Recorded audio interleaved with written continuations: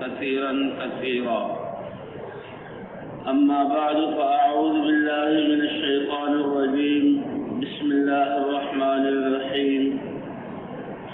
إن الذين قالوا ربنا الله ثم استقاموا تتنزل عليهم الملائكة ألا تخافوا ولا تحزنوا وأبشروا بالجنة التي كنتم توعدون نحن أولياؤكم في الحياة الدنيا وفي الآخرة ولكم فيها ما تشتهي أنفسكم ولكم فيها ما تدعون نزلا من غفور رحيم.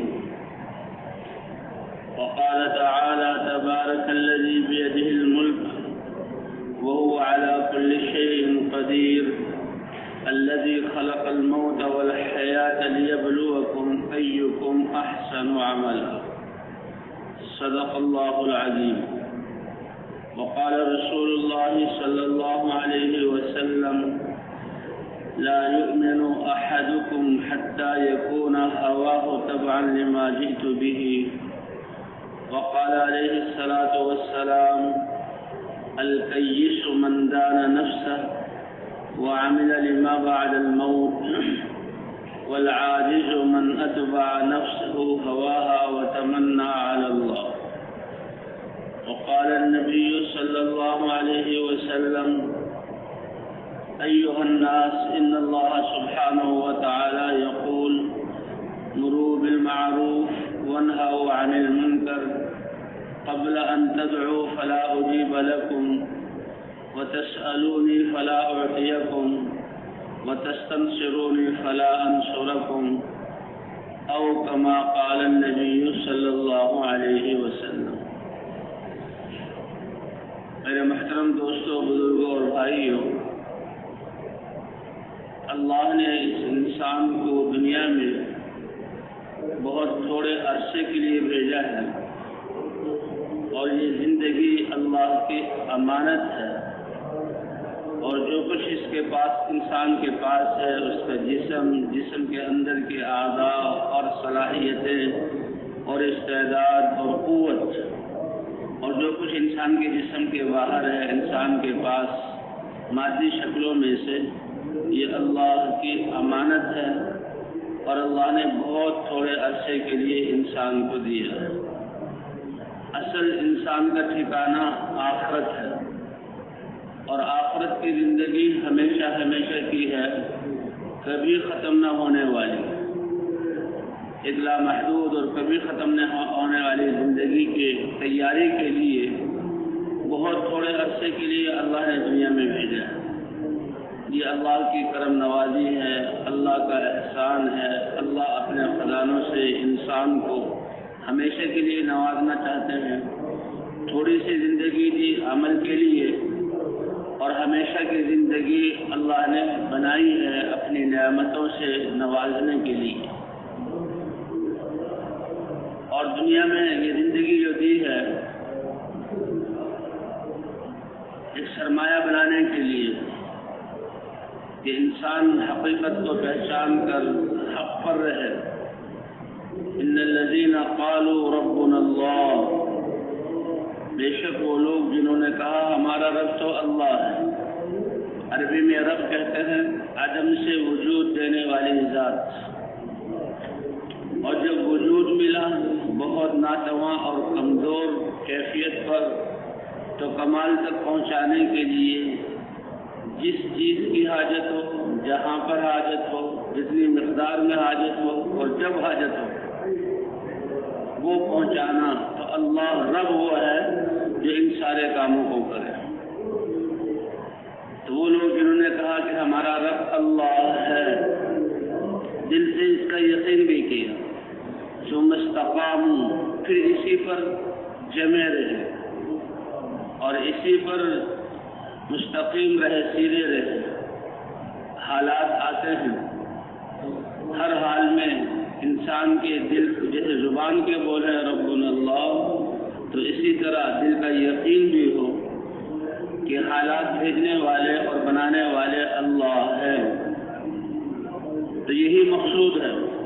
خبر کا پہلا سوال بھی من ربک، تمہارا رب کون ہے؟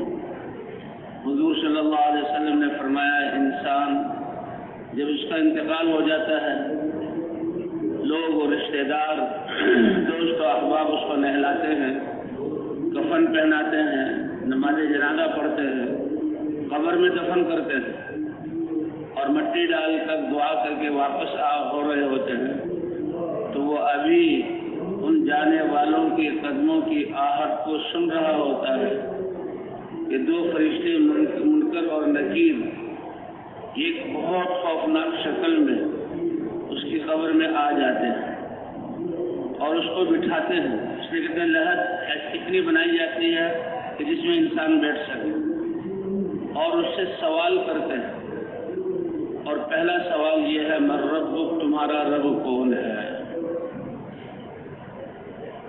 تو جس انسان کو جو زندگی دی گئی دنیا کی وہ اسی بات کی تیاری کرنے کے لیے وہ یہ پہچانے میرا رب کون ہے.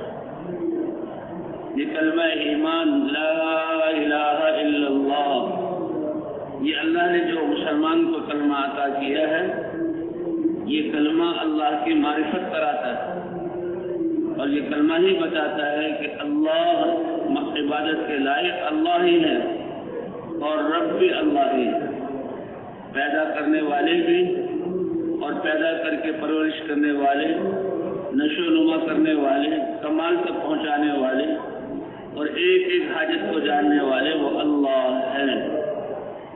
تو جس نے یہ اقرار کر لیا پھر اللہ آزمانے کے لیے حالات لاتے ہیں تو اس پر جمے رہے. تو جب فرشتے آئیں گے منکر نکیر سوال کریں گے من ربک، تو ایمان والا جواب دیتا ہے ربی اللہ، میرے رب تو اللہ ہیں.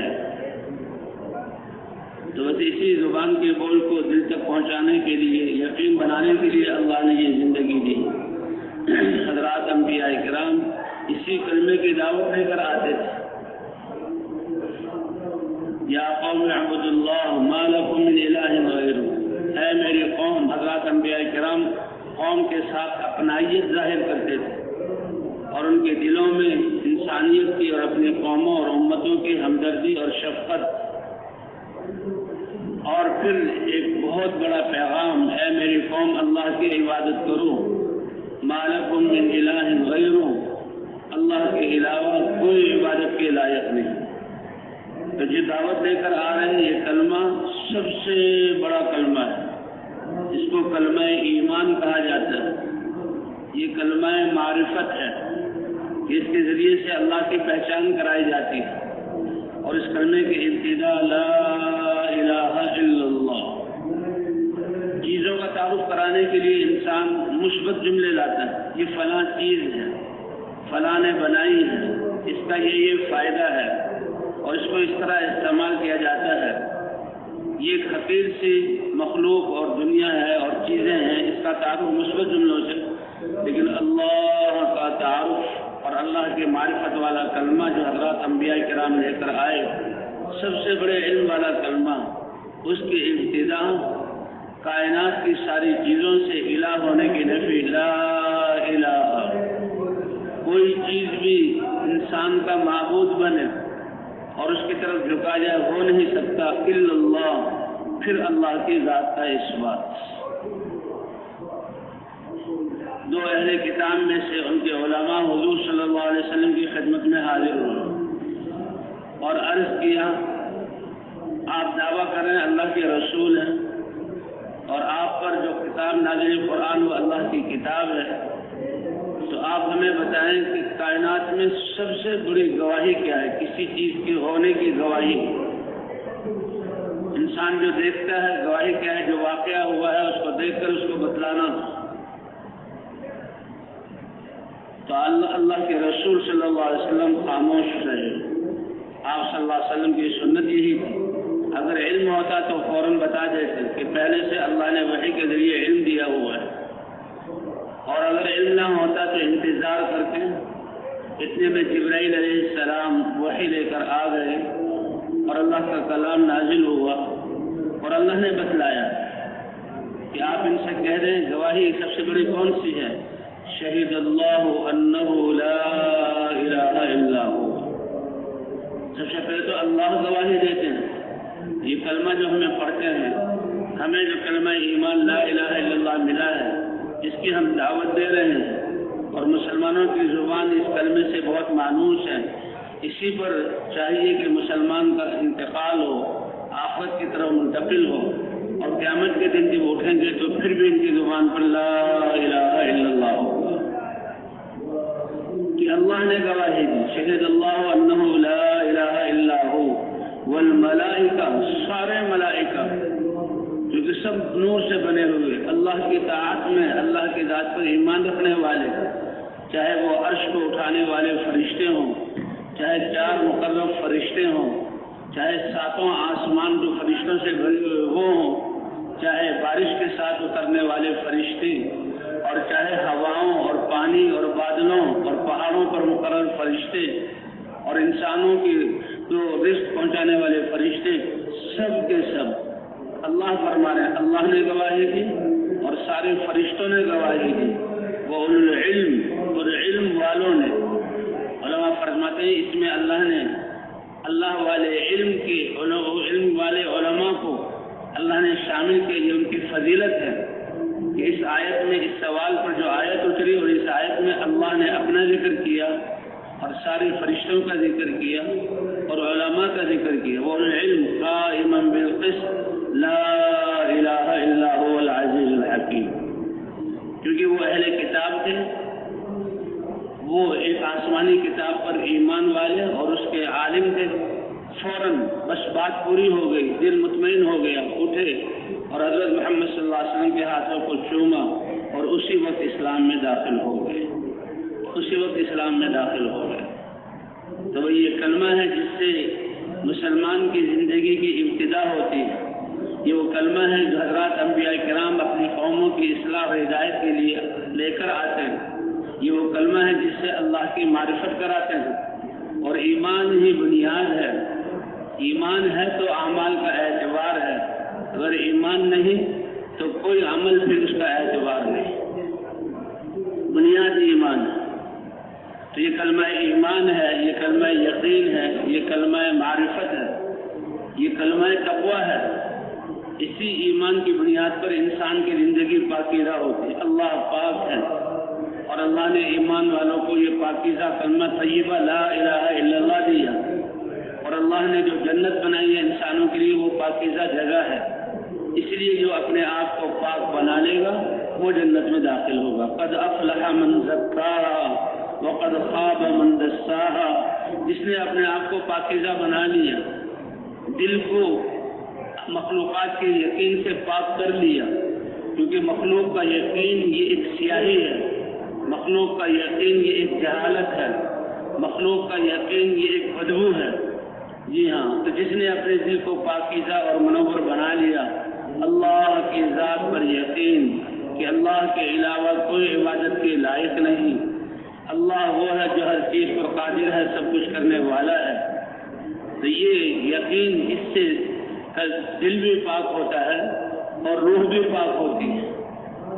اب یہ دل کو بھی پاک کر لیا اور اللہ کے احکام کلمہ تقویٰ، یہ سارے احکام نور ہیں، اور ان اعمال کو کرنے سے دل کا نور بڑھتا ہے، ایمان کا نور بڑھتا ہے۔ وَإِذَا تُلِيَتْ عَلَيْهِمْ آيَاتُهُ زَادَتْهُمْ ایمانا، ایمان والوں کے سامنے جب اللہ کے کلام کی آیات کو پڑھا جاتا ہے تو اس پر یقین لاتے ہیں، اس پر ایمان رکھتے ہیں، اس میں احکام ہیں ان کو مانتے ہیں، تو ان کا ایمان اور زیادہ ہوتا ہے۔ تو دنیا میں اس کلمے کے یقین اور اعمال کی نماز ہے، دعوت ہے، اور اللہ کے احکام کا پورا کرنا ہے، تلاوت ہے، تو اس کی وجہ سے دل میں نور آتا ہے، اور قیامت میں یہ نور انسان کے چہرے پر آ جائے گا، جی ہاں، کہ ان کے چہرے چمکتے ہوئے ہوں گے اور وہ نور کی روشنی میں چلیں گے، اس لیے نور یسعی بین ایدیہم وبایمانہم، کہ لوگ قبروں سے اٹھیں گے، ایمان والے اٹھیں گے، کیونکہ دل کو نورانی بنایا ہوگا، کلمہ والا یقین ان کے دل میں ہوگا، اور اعمال کے ذریعے ان کے دل کا نور بڑھا ہوا ہوگا، کمال والا ہوگا، تو یہ نور ان کے ساتھ ہوگا۔ نور یسعی بین ایدیہم وبایمانہم सामने उसकी रोशनी में वो चलेंगे और दाएं तरफ उनके नूर होगा। दुनिया में क्योंकि सारे इंसान मिले जुले रहते थे, काफिर की बात तो अलग है, मुनाफिकीन कि जो अपने आप को मुसलमान जाहिर करते थे लेकिन दिल से नहीं मानते थे, उन्हें देखा कि हुजूर सल्लल्लाहु अलैहि वसल्लम और ईमान वाले इनका गलबा है और जो कलमा पढ़ता है वही इनके साथ रह सकता है, वरना कुफार के साथ तो मुकाबले का हुक्म कि दावत दो, दावत न माने तो फिर क़िताल करो, उसमें जानों का जाना, मालों का चला जाना, गुलामी में आ जाना। तो कुछ लोग मुनाफिक पैदा हुए। यहाँ निफाक, अल्लाह इससे हिफाजत फरमाए, ये कुफर से भी ज़्यादा सख्त है कि मुनाफिकीन को क़यामत में दुगना अज़ाब होगा। उन्होंने ज़ुबान पर कलमा ज़ाहिर करके दुनिया के अज़ाब से अपने आप को बचाया तो अल्लाह उनको दोहरा अज़ाब देंगे। तो मुसलमान और मुनाफिकीन साथ साथ रहते थे और कब्रों से इकट्ठे उठेंगे तो मुनाफिकीन शक वाले ये तो अंधे होंगे, इनके साथ कोई नूर नहीं होगा और ईमान वालों के साथ नूर होगा, तो ये नूर का इनको एहसास होगा। तो ये ईमान वालों से कहेंगे उन्ज़ुरूना नक़्तबिस मिन नूरिकुम, और ईमान वालों तुम अपने ईमान की रोशनी में सीधे महशर की तरफ चलते चले जा रहे हो बड़ी तेजी के साथ, हमारा भी इंतजार करो, तुम्हारे नूर से हम भी फायदा उठा लें। ये अल्लाह का इरशाद है कुरान पाक में, उन्ज़ुरूना नक़्तबिस मिन नूरिकुम क़ील इरजिऊ वराअकुम फल्तमिसू नूरा। तो ईमान वाले कहेंगे कि ये नूर, इसको यहाँ हासिल नहीं किया जाता और दूसरे के नूर से फायदा नहीं उठाया जाता, ये तो नूर पीछे से मिलता है, पीछे की तरफ लौट जाओ और वहाँ से नूर को तलाश करके अपने साथ लाओ। और उनकी मुराद तो ये है कि भाई ये नूर तो दुनिया से हम लेकर आए हैं, अल्लाह ने दुनिया की ज़िंदगी इसी नूर को ईमान के कमाल को बनाने के लिए दी थी, हम वहाँ लेकर आए। अगर तुम पीछे जा सकते हो और वो मुमकिन नहीं है, तुम पीछे लौट जाओ। तो जैसे वो दुनिया में उनकी आंखें और दिल अंधे थे और वो नहीं समझते थे, उस वक्त भी नहीं समझेंगे, वो समझेंगे कि पीछे से मुराद मैदान महशर का पिछला हिस्सा है, वो पीछे की तरफ देखेंगे। अल्लाह फरमाते हैं हम ईमान वालों और निफाक वालों को जुदा करने के लिए उनके दरमियान एक खाइल कायम कर देंगे। ईमान वाले अपने ईमान की नूर के में और तेज रफ्तारी के साथ अल्लाह की तरफ चले जाएंगे और मुनाफिकीन पीछे रह जाएंगे। इसलिए ये कलमा ईमान है, ये कलमा मारिफत है, ये कलमा तक़वा है कि जिंदगी का पाकीज़ा बना देना। वलौ अन्ना अहलल क़ुरा आमनू वत्तक़ू लफ़तहना अलैहिम बरकातिन मिनस समाई वल अर्द। अगर ये बस्तियों वाले ईमान वाले होते, अल्लाह ने अक़ल भी दी और अपनी निशानियाँ भी दी और उस पर मुस्तदाद अल्लाह ने नबियों को भेजा, हज़रात अंबिया किराम खुद अल्लाह का पैगाम लेकर आए, सारी ज़िंदगियाँ लगाई, दिन रात इन कौमों को बुलाया, फिर अल्लाह ने मौजज़ात दिए, हज़रात अंबिया किराम ने अल्लाह के उतारे हुए कलाम से उनको समझाया। तो कितने असबाब इस कलमे को लेकर कौमों को समझाया। तो ईमान वाले जो ईमान ले आए ये हैं कामयाब और जो ईमान न लाए ये हैं नाकाम। तो ये हज़रात अंबिया किराम तक़वे वाली ज़िंदगी लाते कि अगर ये बस्तियों वाले ईमान वाले होते, इतने असबाब और निशानियों के आने के बाद भी ये ईमान नहीं लाए और जब ईमान नहीं लाए तो तक़वे वाली ज़िंदगी न मिली, अल्लाह का अज़ाब आया और ये दुनिया में भी हलाक हुए और आखिरत में भी इनका अंजाम बुरा है। अगर ये बस्तियों वाले ईमान और तक़वे वाले हो जाते तो हम ज़मीन और आसमान की बरकतों के दरवाजे इनके लिए खोल देते। तो ये ईमान और आमाल ये सरमाया है एक इंसान का, जिससे अल्लाह दुनिया की ज़िंदगी भी बनाते हैं और जिससे अल्लाह आखिरत की ज़िंदगी भी बनाते हैं।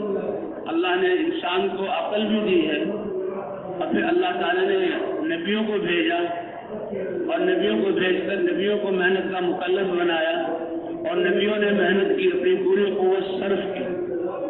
तो जो लोग ईमान ले आए और नबियों की दावत पर फैसला हुआ, अल्लाह फरमाते हैं हमने नबियों के भेजने के बाद और हुज्जत पूरा होने के बाद फिर नाफरमानों पर पकड़ नाजिल की और उनको हलाक किया और ज़मीन का वारिस ईमान वालों को बना दिया। ज़मीन का वारिस ईमान वालों को बना दिया। اس طرح حضرات انبیاء کرام محنت کرتے تھے. اور اللہ کے الہ ہونے کو کہ یہ کلمہ ہے، اس کے 3 تقاضے ہیں. سب سے پہلا تقاضا یقینوں کو بدلنا، کہ جو کچھ نظر آ رہا ہے یہ دھوکہ ہے، اور جو کچھ نظر آ رہا ہے اس سے جو کچھ یہ مخلوق ہے، اور اس میں جو صفات ہے وہ اللہ نے رکھی ہے. کرنے والی ذات اللہ کی ہے، کرنے والی ذات اللہ کی ہے. اسی لیے انبیاء کی دعوت، اے لوگوں لا الہ الا اللہ کہہ دو، اللہ کی عبادت پر آ جاؤ، تمہیں کامیابی مل جائے گی. یا ایھا الناس ان وعد اللہ حق فلا تغرنکم الحیات الدنیا ولا یغرنکم باللہ الغرور. اے لوگوں جو اللہ کا وعدہ ہے وہ سچا ہے. جو مفسرین فرماتے ہیں کہ تمہیں دوبارہ زندہ کیا جائے گا، یہ سچ ہے. ترازو کو تمہارے اعمال کے تولنے کے لیے قائم کیا جائے گا، یہ حق ہے. اور اعمال ناموں کو تمہارے ہاتھوں میں دیا جائے گا. ایمان والے اور کامیاب اور پاکیزہ زندگی والوں کو دائیں ہاتھ میں اعمال نامے دیے جائیں گے، اور بے ایمان اور نافرمان لوگوں کو بائیں ہاتھ میں نامہ اعمال دیے جائیں گے. فَأَمَّا مَنْ أُوتِيَ كِتَابَهُ بِيَمِينِهِ فَيَقُولُ هَاؤُمُ اقْرَءُوا كِتَابِيَهْ إِنِّي ظَنَنْتُ أَنِّي مُلَاقٍ حِسَابِيَهْ فَهُوَ فِي عِيشَةٍ رَاضِيَةٍ. جس کو نامہ عمل دائیں ہاتھ میں دیا جائے گا، یہ سعادت اور خوشی کی علامت ہوگی، اور وہ خوش ہولناک منظر میں اللہ کے دربار میں دنیا والوں کو پکارے گا، هَاؤُمُ اقْرَءُوا كِتَابِيَهْ، اے محشر والوں پڑھ لو میری کتاب. یہ میرا نامہ اعمال پڑھ لو کہ میری زندگی کے اعمال کیا ہیں اور یہ کتاب کیسی ہے.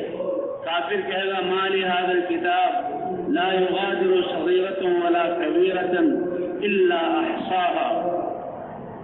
یہ ایسی کتاب ہے اس میں تو کوئی دیکھنا، کوئی میری زبان کا قول، کوئی جملہ جو میں نے دنیا میں سنا، کوئی ہاتھ کی حرکت اور کوئی پاؤں کا اٹھنا ایسا نہیں جو اس میں موجود نہ ہو.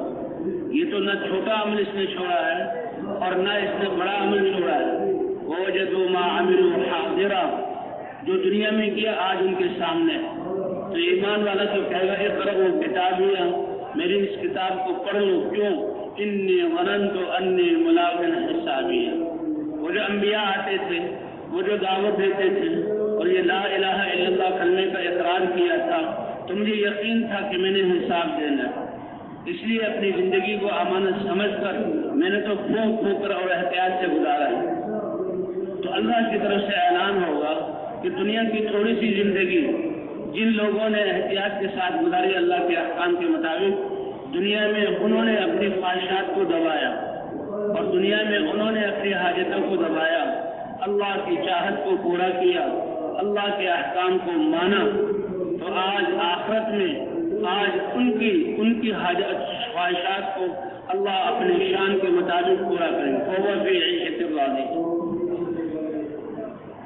وَأَمَّا مَنْ أُوتِيَ كِتَابَهُ بِشِمَالِهِ فَيَقُولُ يَا لَيْتَنِي لَمْ أُوتَ كِتَابِيَهْ وَلَمْ أَدْرِ مَا حِسَابِيَهْ يَا لَيْتَهَا كَانَتِ الْقَاضِيَةَ مَا أَغْنَىٰ عَنِّي مَالِيَهْ هَلَكَ عَنِّي سُلْطَانِيَهْ.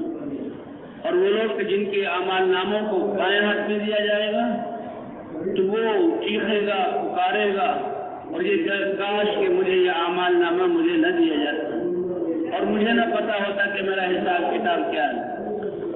کاش کہ موت ہی پر میرا معاملہ ختم ہو جاتا. وہ مال جو میں نے جمع کیا، جس پر میں نے دنیا میں اللہ کے لیے امانت زندگی کو سرمایہ لگایا، وہ مال تو یہاں مجھے نظر ہی نہیں آ رہا. ما اغنیٰ عنی مالی، اور میرا دبدبہ، میری سلطنت، میرا حکومت اور میرے اسباب وہ تو سب مجھ سے چلے گئے. اللہ کی طرف سے اعلان، خذوہ، پکڑو. اس سارے فرشتے اور مخلوق اس کے پکڑنے کی طرف دوڑے گی. دنیا میں تو دنیا کی مجرم حکومتوں سے ان کی آنکھوں میں دھول جھول کر کیسے فرار ہو جاتے ہیں اور کیسے چھپ جاتے ہیں، لیکن قیامت میں اللہ کا مجرم وہ کہیں بھاگ نہیں سکتا. این المفر، کہاں ہے بھاگنے کی جگہ آج بچ جاؤں، کوئی بھاگ نہیں سکتا. اس لیے بھائی اللہ نے دنیا کو اپنی تربیت اور یقین اور ایمان بنانے کے لیے اللہ نے دنیا میں بھیجا. لیبلوکم ایکم احسن عملا. تبارک الذی بیدہ الملک، بابرکت ہے وہ ذات جس کی قبضہ قدرت میں ساری کائنات کی بادشاہت ہے، کیونکہ اللہ ہی اکیلے تنہا خالق ہیں، اللہ ہی اس کے مالک ہیں، اللہ ہی ساری کائنات کو چلا رہے ہیں۔ جو نفع ہے وہ اللہ نے رکھا ہے، جو نقصان ہے وہ بھی اللہ نے رکھا ہے، اس لیے بادشاہت اسی کی ہے۔ الذی خلق الموت والحیات لیبلوکم ایکم احسن عملا، یہ موت یہ بھی اللہ کی ایک مخلوق ہے۔ روح کا نکلنا اور انسان کا مرنا اور چیزوں کا مرنا، یہ نہیں بس انسان ختم ہو گیا یہ موت ہے، نہیں، ختم ہونے کا نام موت بھی اللہ کی مخلوق ہے کہ جب جنت والے جنت میں چلے جائیں گے اور دوزخ والے دوزخ میں، اب کوئی رد و بدل نہیں ہو سکتا۔ کافر ہمیشہ کے لیے جہنم میں، ایمان والے ہمیشہ کے لیے جنت میں۔ یہ ایمان اتنی بڑی دولت ہے کہ جس کے دل میں رائی کے دانے کے برابر بھی ایمان ہوگا، تو رائی کے دانے کی تو کچھ نہ کچھ حیثیت ہوتی ہے، اور ایک روایت میں ذرے کے برابر بھی ایمان ہوگا کہ جب سورج کی شعاعیں شام کو یا صبح کو روشن دانوں سے کمروں اور گھروں میں آتی ہیں تو پھر روز یہ برداشت کر لے گی، کیونکہ منظر سے معلوم ہو رہا تھا کہ اس کی ماں ہے۔ صحابہ کرام رضوان اللہ علیہم اجمعین نے عرض کیا، اے اللہ کے رسول، یہ تو ماں ہے، ہرگز یہ ڈال نہیں سکتی۔ کہا جاتا ہے کہ ماں کی ممتا تو اپنے بچے پر آگ کی آنچ اور تپش کو برداشت نہیں کر سکتی، اس کی جائے کہ ماں آگ میں ڈال دے۔ فرمایا اچھا تم یہ بتا رہے ہو تو اللہ تعالیٰ تمہارا رب تم پر اس ماں سے اپنے بچے پر جتنی یہ مہربان ہے، اس سے کہیں زیادہ رحم کرنے والا ہے۔ ابھی اللہ تعالیٰ نے اپنے خزانوں سے ہمیشہ کے لیے اور اپنی قدرت سے فائدہ اٹھانے کے لیے انسانوں کو دنیا میں بھیجا ہے، اور اللہ سے کی قدرت سے فائدہ اٹھانا، اللہ کی راضی رضا کو حاصل کرنے کا راستہ اللہ کا دین، اور اللہ کا دین وہ مبارک طریقہ زندگی ہے جس پر چل کر انسان اللہ کو راضی کر لیتا ہے، اور جس سے اللہ راضی ہو جائے اللہ اس کی دنیا اور آخرت کو بنا دیتے ہیں۔ دین کے بغیر انسان کامیاب ہو ہی نہیں سکتا، اسی لیے اللہ تعالیٰ نے اس دین کو زندہ کرنے کے لیے حضرات انبیاء کرام کو بھیجا۔ آدم علیہ السلام سے لے کر حضرت محمد صلی اللہ علیہ وسلم تک 1,24,000 انبیاء کو اللہ نے مبعوث فرمایا، اور ایک روایت میں 2 لاکھ انبیاء اور رسول ہیں جو ان کو انسانیت کی طرف بھیجا، اور انہوں نے ایک محنت کی، اور حضرات انبیاء کرام کی محنت میں سب سے پہلے دعوت ہے، اللہ کی طرف بلانا ہے، اور اس لا الہ الا اللہ کے ذریعے اللہ کی تعارف کرانا ہے۔ یہ کلمہ لا الہ الا اللہ یہ کلمہ معرفت ہے، اور یہ کلمہ لا الہ الا اللہ کلمہ طیبہ ہے۔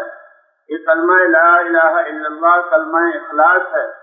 یہ کلمہ لا الہ الا اللہ یہ کلمہ تقوی ہے یا کلمہ معرفت۔ یہ کلمہ اس کی حقیقت وجود میں آ گئی تو انسان کی زندگی پاکیزہ بن جاتی ہے۔ اس لیے حضور صلی اللہ علیہ وسلم نے جب اس کلمے کی دعوت دی تو فرمایا من قال لا الہ الا اللہ مخلصا بقلبہ دخل الجنہ، کہ جو لا الہ الا اللہ کو دل کے اخلاص کے ساتھ کہے تو وہ جنت میں داخل ہوگا۔ حضرات صحابہ کرام جن کو اللہ نے اپنے نبی کی صحبت کے لیے چنا، تو وہ ایسی حیثیت تھی، اگرچہ حضور صلی اللہ علیہ وسلم کی بعثت سے پہلے بڑا جاہلیت والا زمانہ تھا، لوگ بتوں کی عبادت کرتے تھے، بیت اللہ کے باہر غیر اللہ کی عبادت ہو رہی ہے، اور ظلم برپا کیا ہوا تھا۔ جی ہاں، بے حیائی تھی، بیت اللہ کا طواف ننگے ہو کر کرتے تھے، اور اگر عبادت کا تصور تھا تو ان کی نماز سیٹیاں بجانا اور تالیاں پیٹنا تھی، اور دل کے اتنے سخت تھے کہ جاہلیت والی غیرت کی وجہ سے اپنی بیٹیوں کو زمین میں زندہ دفن کر دیا کرتے تھے، اور فقر و فاقے کی ایسے حالات تھے کہ یقتلون اولادہم خشیۃ املاق، کہ نرینہ بیٹا آدمی کی کتنی تمنائیں ہوتی ہیں اور بیٹے کے آنے پر کتنی خوشی ہوتی ہے، لیکن وہ گراوٹ میں اس درجے کو پہنچ چکے تھے اور بگاڑ میں اس درجے کو پہنچ چکے تھے کہ فقر کی ڈر کی وجہ سے اپنے بیٹا جو پیدا ہوا ہے جتنی تمناؤں کے بعد اس کا بھی گلا گھونٹ کر مار دیا کرتے. یا تو یہ کہ جو تھوڑا بہت رزق ہے وہ میاں بیوی ہی کے لیے کافی ہے، اب یہ بیٹا آیا ہے اس کو کہاں سے کھلائیں گے، یا خود ہی پہلے بھوک کی اور فقر کی حالت میں زندگی گزار رہے ہیں تو یہ بھی بھوکا رہے گا، اس کو مار دیتے تھے. ایسے لوگ تھے ایسی زندگی کی. لیکن جب حضرت محمد صلی اللہ علیہ وسلم تشریف لائے، صحابہ کرام کو اللہ نے چنا اور حضور صلی اللہ علیہ وسلم کی دعوت کو قبول کیا اور لا الہ الا اللہ اس کا اقرار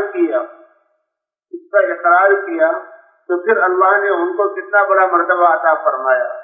تو صحابہ کرام کو اللہ نے چنا تو وہ یعنی ایسے حضرات تھے کہ امت کے لیے سارے راستوں کو انہیں واضح کر دیا. جب حضور صلی اللہ علیہ وسلم نے فرمایا کہ جو انسان لا الہ الا اللہ اخلاص کے ساتھ کہے تو وہ جنت میں داخل ہوگا، صحابہ کرام نے پوچھا یا رسول اللہ اس کلمے کا اخلاص کیا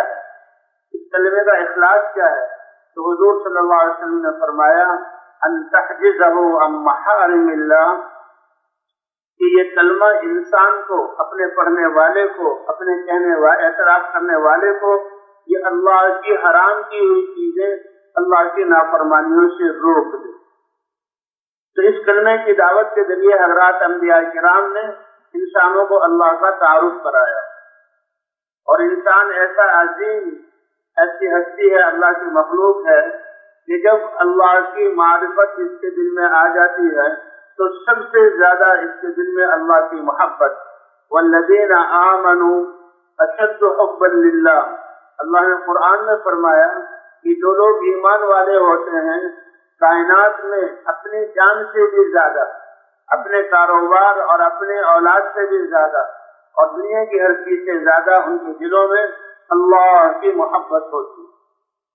اور یہ قاعدہ ہے محبت کا کہ محبت کرنے والا تو اپنے محبوب کے لیے سب کچھ فدا کر دیتا ہے، اور جبکہ محبوب اللہ تعالیٰ ہوں جو ساری انسانیت کے خالق اور مالک ہیں اور انسانوں پر بے تعداد اور جو ہے انعام کرنے والے ہوں، تو پھر اس ایمان اور محبت کی وجہ سے انسان اپنے تمام چیزوں کو اللہ کے لیے قربان کرنے والا بنتا ہے.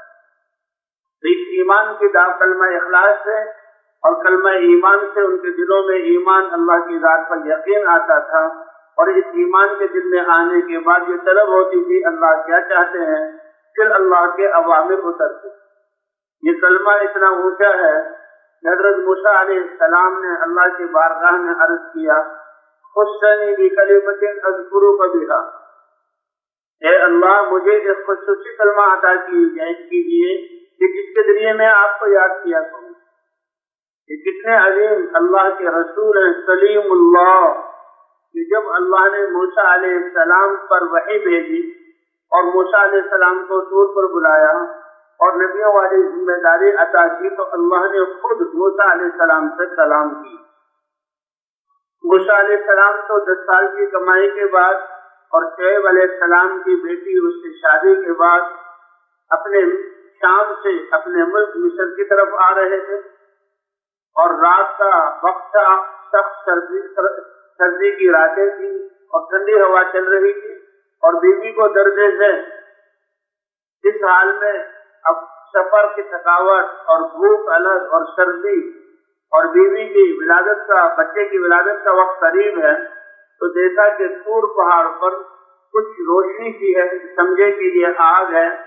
گھر والوں سے کہا تم ٹھہر جاؤ، میں اس آگ سے کچھ چنگاریاں لے آؤں اور آگ جلا گھاس کو جمع کر کے آگ جلا کر ہاتھ تاپیں گے اور یہ سردی کی تکلیف دور ہوگی، جس سے بھوک اور باقی تکلیفیں بھی کم ہو جائیں گی.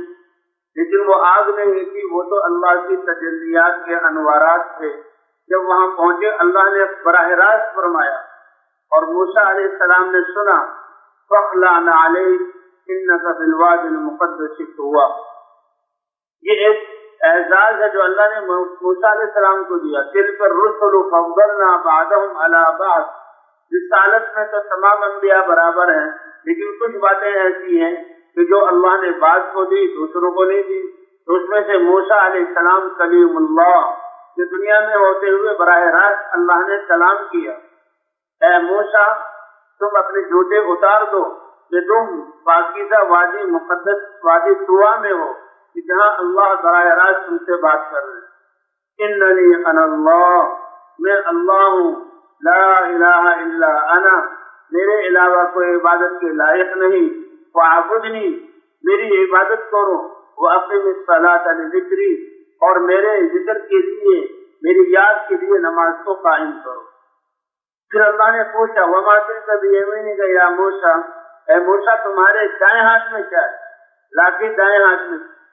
اب اس کا جواب تو یہ تھا کہ یہ ایک ڈنڈا ہے میرے ہاتھ میں، کافی تھا، لیکن علماء فرماتے ہیں کہ موسیٰ علیہ السلام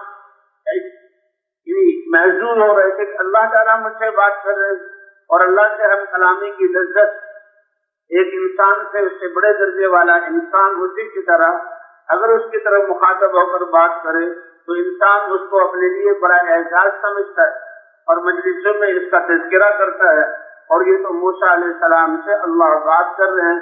اور میں اللہ سے ہم کلامی کے جو ہے دورانیہ کو لمبا کرنے کے لیے موسیٰ علیہ السلام نے لمبا جواب دیا، یہ عصای اتوکل علیہا واہش بہا علی غنمی ولی فیہا مآرب اخری، اے اللہ یہ میرا ڈنڈا ہے، ڈنڈے کی نسبت اپنی طرف، اسی طرح لوگ اپنے کاروبار اور اپنی جائیدادیں اور جن چیزوں کا اللہ نے عارضی طور پر مالک بنایا ہے اس کی نسبت اپنی طرف کرتا ہے، کہ اللہ یہ میرا ڈنڈا ہے، اتوکل علیہا، اس پر بکری چراتے ہوئے میں سہارا بھی لیتا ہوں، تھک جاؤں تو سہارا بھی لیتا ہوں، واہش بہا علی غنمی، اور اپنی بکریوں کے لیے پتے بھی جھاڑتا ہوں اور ان کو ہانکتا بھی ہوں، ولی فیہا مآرب اخری، اور بھی بہت سارے فائدے ہیں۔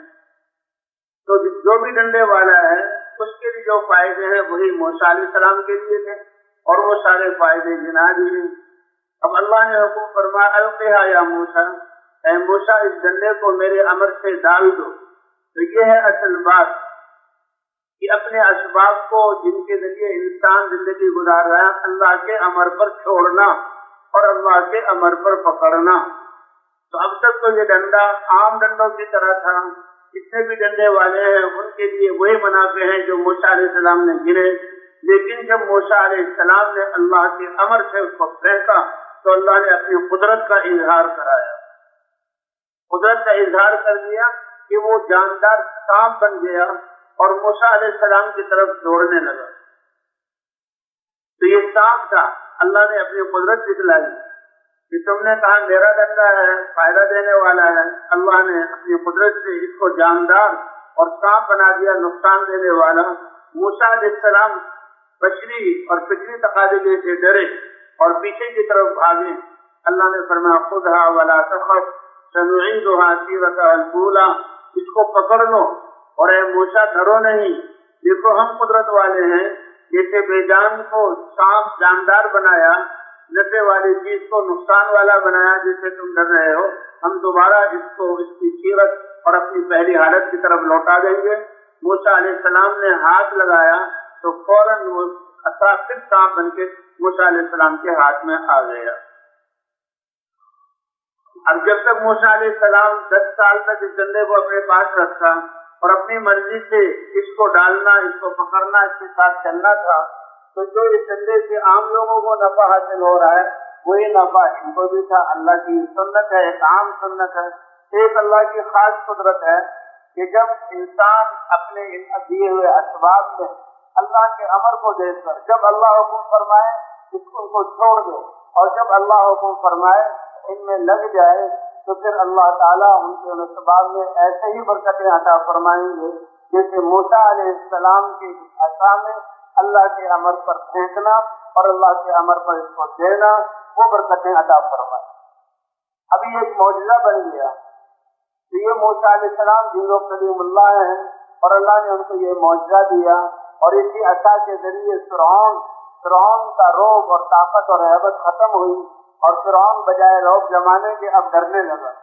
موسیٰ علیہ السلام فرعون کے دربار میں گئے، اللہ نے حکم فرمایا کہ جاؤ اے موسیٰ فرعون کو بھی دعوت دے کر ایمان کی طرف بلاؤ اور اس کو کہو بنی اسرائیل پر ظلم نہ کرے، اور یہ بنی اسرائیل جو اللہ کی نافرمانی کی وجہ سے باوجود انبیاء کی اولاد ہوتے ہوئے یہ نافرمان ہو گئے ہیں، اور ان کی نافرمانی کی وجہ سے ان کی نعمتیں چھن گئی اور جو ہے عزتوں سے غلام بنا دیے گئے، اور عزت کی چوٹیوں پر سے یہ ذلیل ہو گئے، کمزور ہو گئے، ان کو بھی تم دعوت دو۔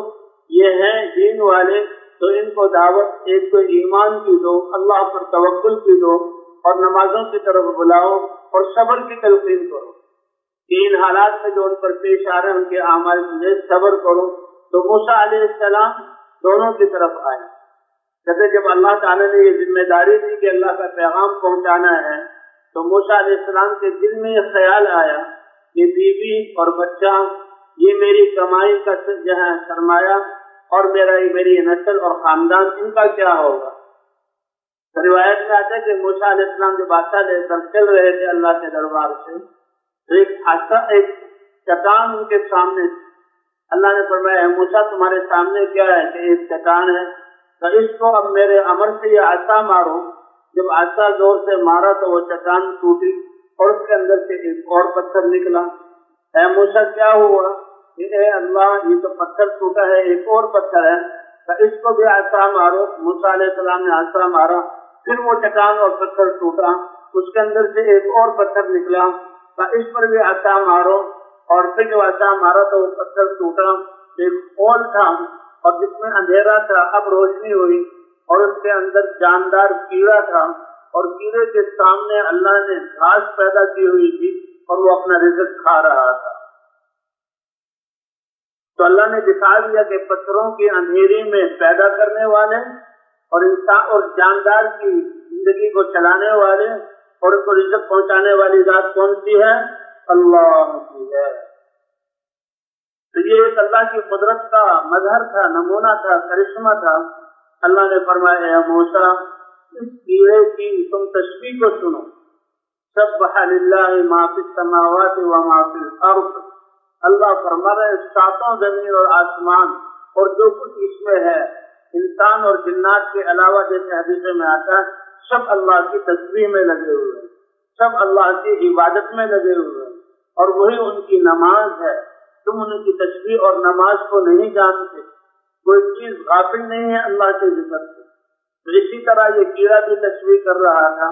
اللہ نے فرمایا کہ اے موسیٰ اس کیڑے کی تسبیح کو سنو، تو اللہ نے اس کی آواز موسیٰ علیہ السلام کو سنوائی اور موسیٰ علیہ السلام سمجھے، جیسے کہ روایات میں آتا ہے اس کی تسبیح کیا تھی؟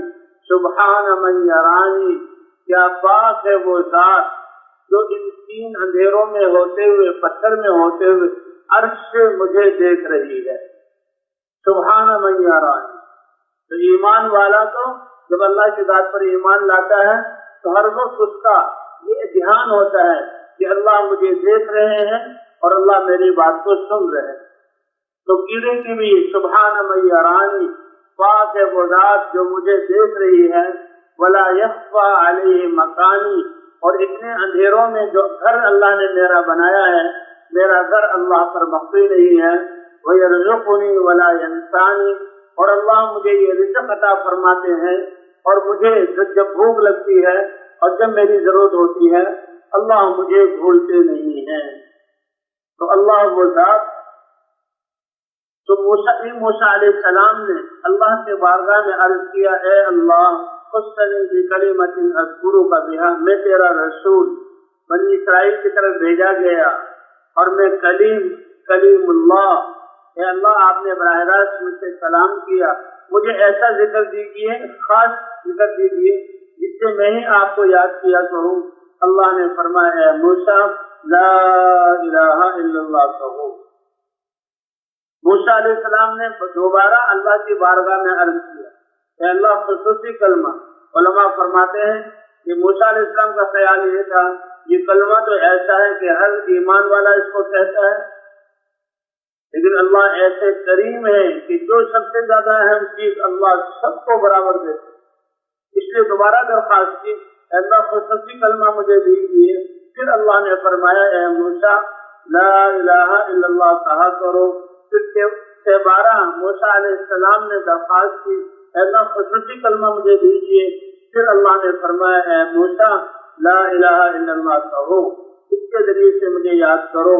اور فرمایا لو ان السماوات السبع والاراضین السبع بجميع ما فيهن وعليهن وتحتهن وضعت في كفة ولا الہ الا اللہ في كفة لرجحت بهن لا الہ الا اللہ. اے موسیٰ اگر ساتوں زمین ساتوں آسمان اور آسمانوں سے اوپر جو کائنات ہے اللہ نے جس کو بنایا پیدا کیا, اور آسمانوں کے بیچ میں اور زمین اور آسمان کی خلاؤں اور فضاؤں میں اور زمین کے اوپر اور زمین کے اندر حتیٰ کہ زمین سے نیچے تحت ثری تک تمام کائنات کو اگر ترازو کے ایک پلڑے میں رکھ دیا جائے اور لا الہ الا اللہ ترازو سے دوسرے پلڑے میں رکھ دیا جائے لرجحت بہن لا الہ الا اللہ, تو لا الہ الا اللہ والا پلڑا بھاری ہو جائے. اب اس حدیث کی روح سے جن انسانوں کو اللہ نے یہ کلمہ عطا فرمایا, تو یہ بادشاہ, یہ زمیندار, یہ انجینئر, یہ صنعتکار, یہ طاقتوں والے, یہ تو کیا صحیح پوری زمین اپنے خزانوں سمیت اور فضاؤں کے درمیان جو اللہ نے مخلوق کہکشائیں اور یہ سورج چاند ستارے بنائے اور یہ ساتوں آسمان, یہ ساری مخلوقات, تو جس کو یہ کلمہ دیا ہے اس سے زیادہ بڑی نعمت اللہ نے عطا فرمائی ہے. اللہ قدر کرنے کی توفیق عطا فرمائے. لیکن اس کلمے کو زندگی میں زندہ کرنا اور اس کلمے کے مطابق یقین بنانا, یہ ہے سب سے زیادہ ضروری چیز اور سب سے اہم چیز کہ اللہ کی ذات پر ہمارا یقین آ جائے. اور یہی نبیوں کی دعوت ہے, اور اسی سے نبیوں نے اپنی محنت کی ابتدا کی. چاہے زمین پر بسنے والے ان کی امت میں کفر کی انتہا میں پہنچ چکے ہیں اور زمین کو ظلم سے بھر دیا ہو اور اپنی جانوں پر ظلم کیا ہو, ان کے لیے بھی یہ لا الہ الا اللہ اس کی دعوت دے کر حضرات انبیاء کرام آئے کہ ان کے کفر کا زائل ہونا اسی لا الہ الا اللہ کی دعوت سے ہے. اور چاہے وہ انبیاء ایسی قوموں کی طرف بھیجے گئے کہ جو مسلمان لیکن بگڑے ہوئے, مسلمان ہوتے ہوئے اللہ سے غافل ہو کر زندگی گزار رہے ہیں, ان کے لیے بھی اللہ نے نبیوں کو اس کلمے کی دعوت دے کر بھیجا. تو یہ کلمہ اتنی عظیم نعمت ہے اور دولت ہے, اور اس کی دعوت یہ بہت بڑی دولت ہے جو اللہ نے نبیوں کو دی. اور اس کی دعوت کے ذریعے سے انبیاء نے جب دعوت دی تو جن لوگوں نے اس کلمے کو قبول کیا, دل سے اقرار کیا, اللہ نے ان کے دلوں سے ساری چیزوں کا تعصب اور یقین جو ہے وہ دور کر دیا اور ایمان کے نور سے ان کے دلوں کو منور فرمایا.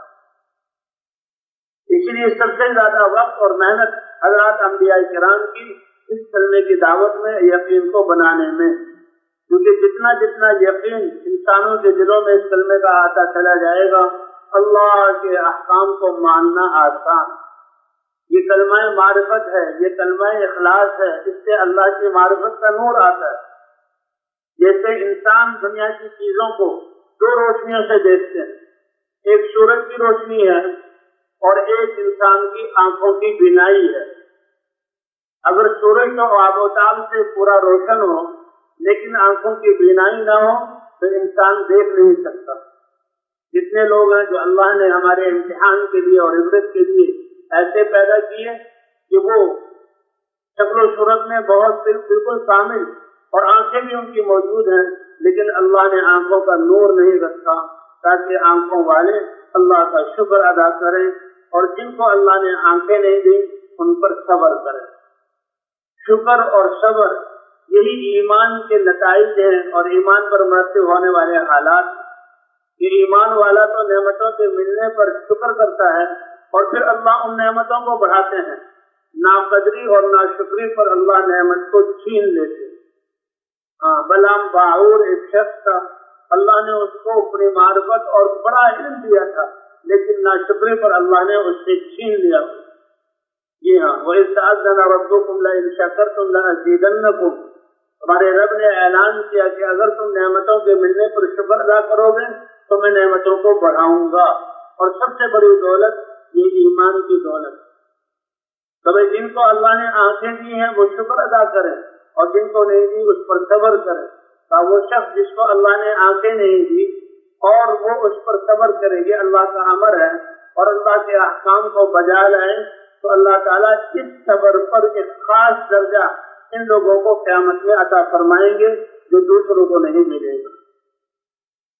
اور نعمتوں کے ملنے پر اللہ کا شکر ادا کرنا، اس لیے کہتے ہیں عجب لامر المؤمن، مسلمان کا معاملہ عجیب ہے، مسلمان کا معاملہ عجیب ہے، کسی حال میں وہ نقصان میں نہیں، اگر اس کو نعمتیں اور خوشیاں ملتی ہے وہ اس ایمان کی بنیاد پر اللہ کا شکر ادا کرتا ہے، اللہ نعمتوں کو بڑھاتے ہیں۔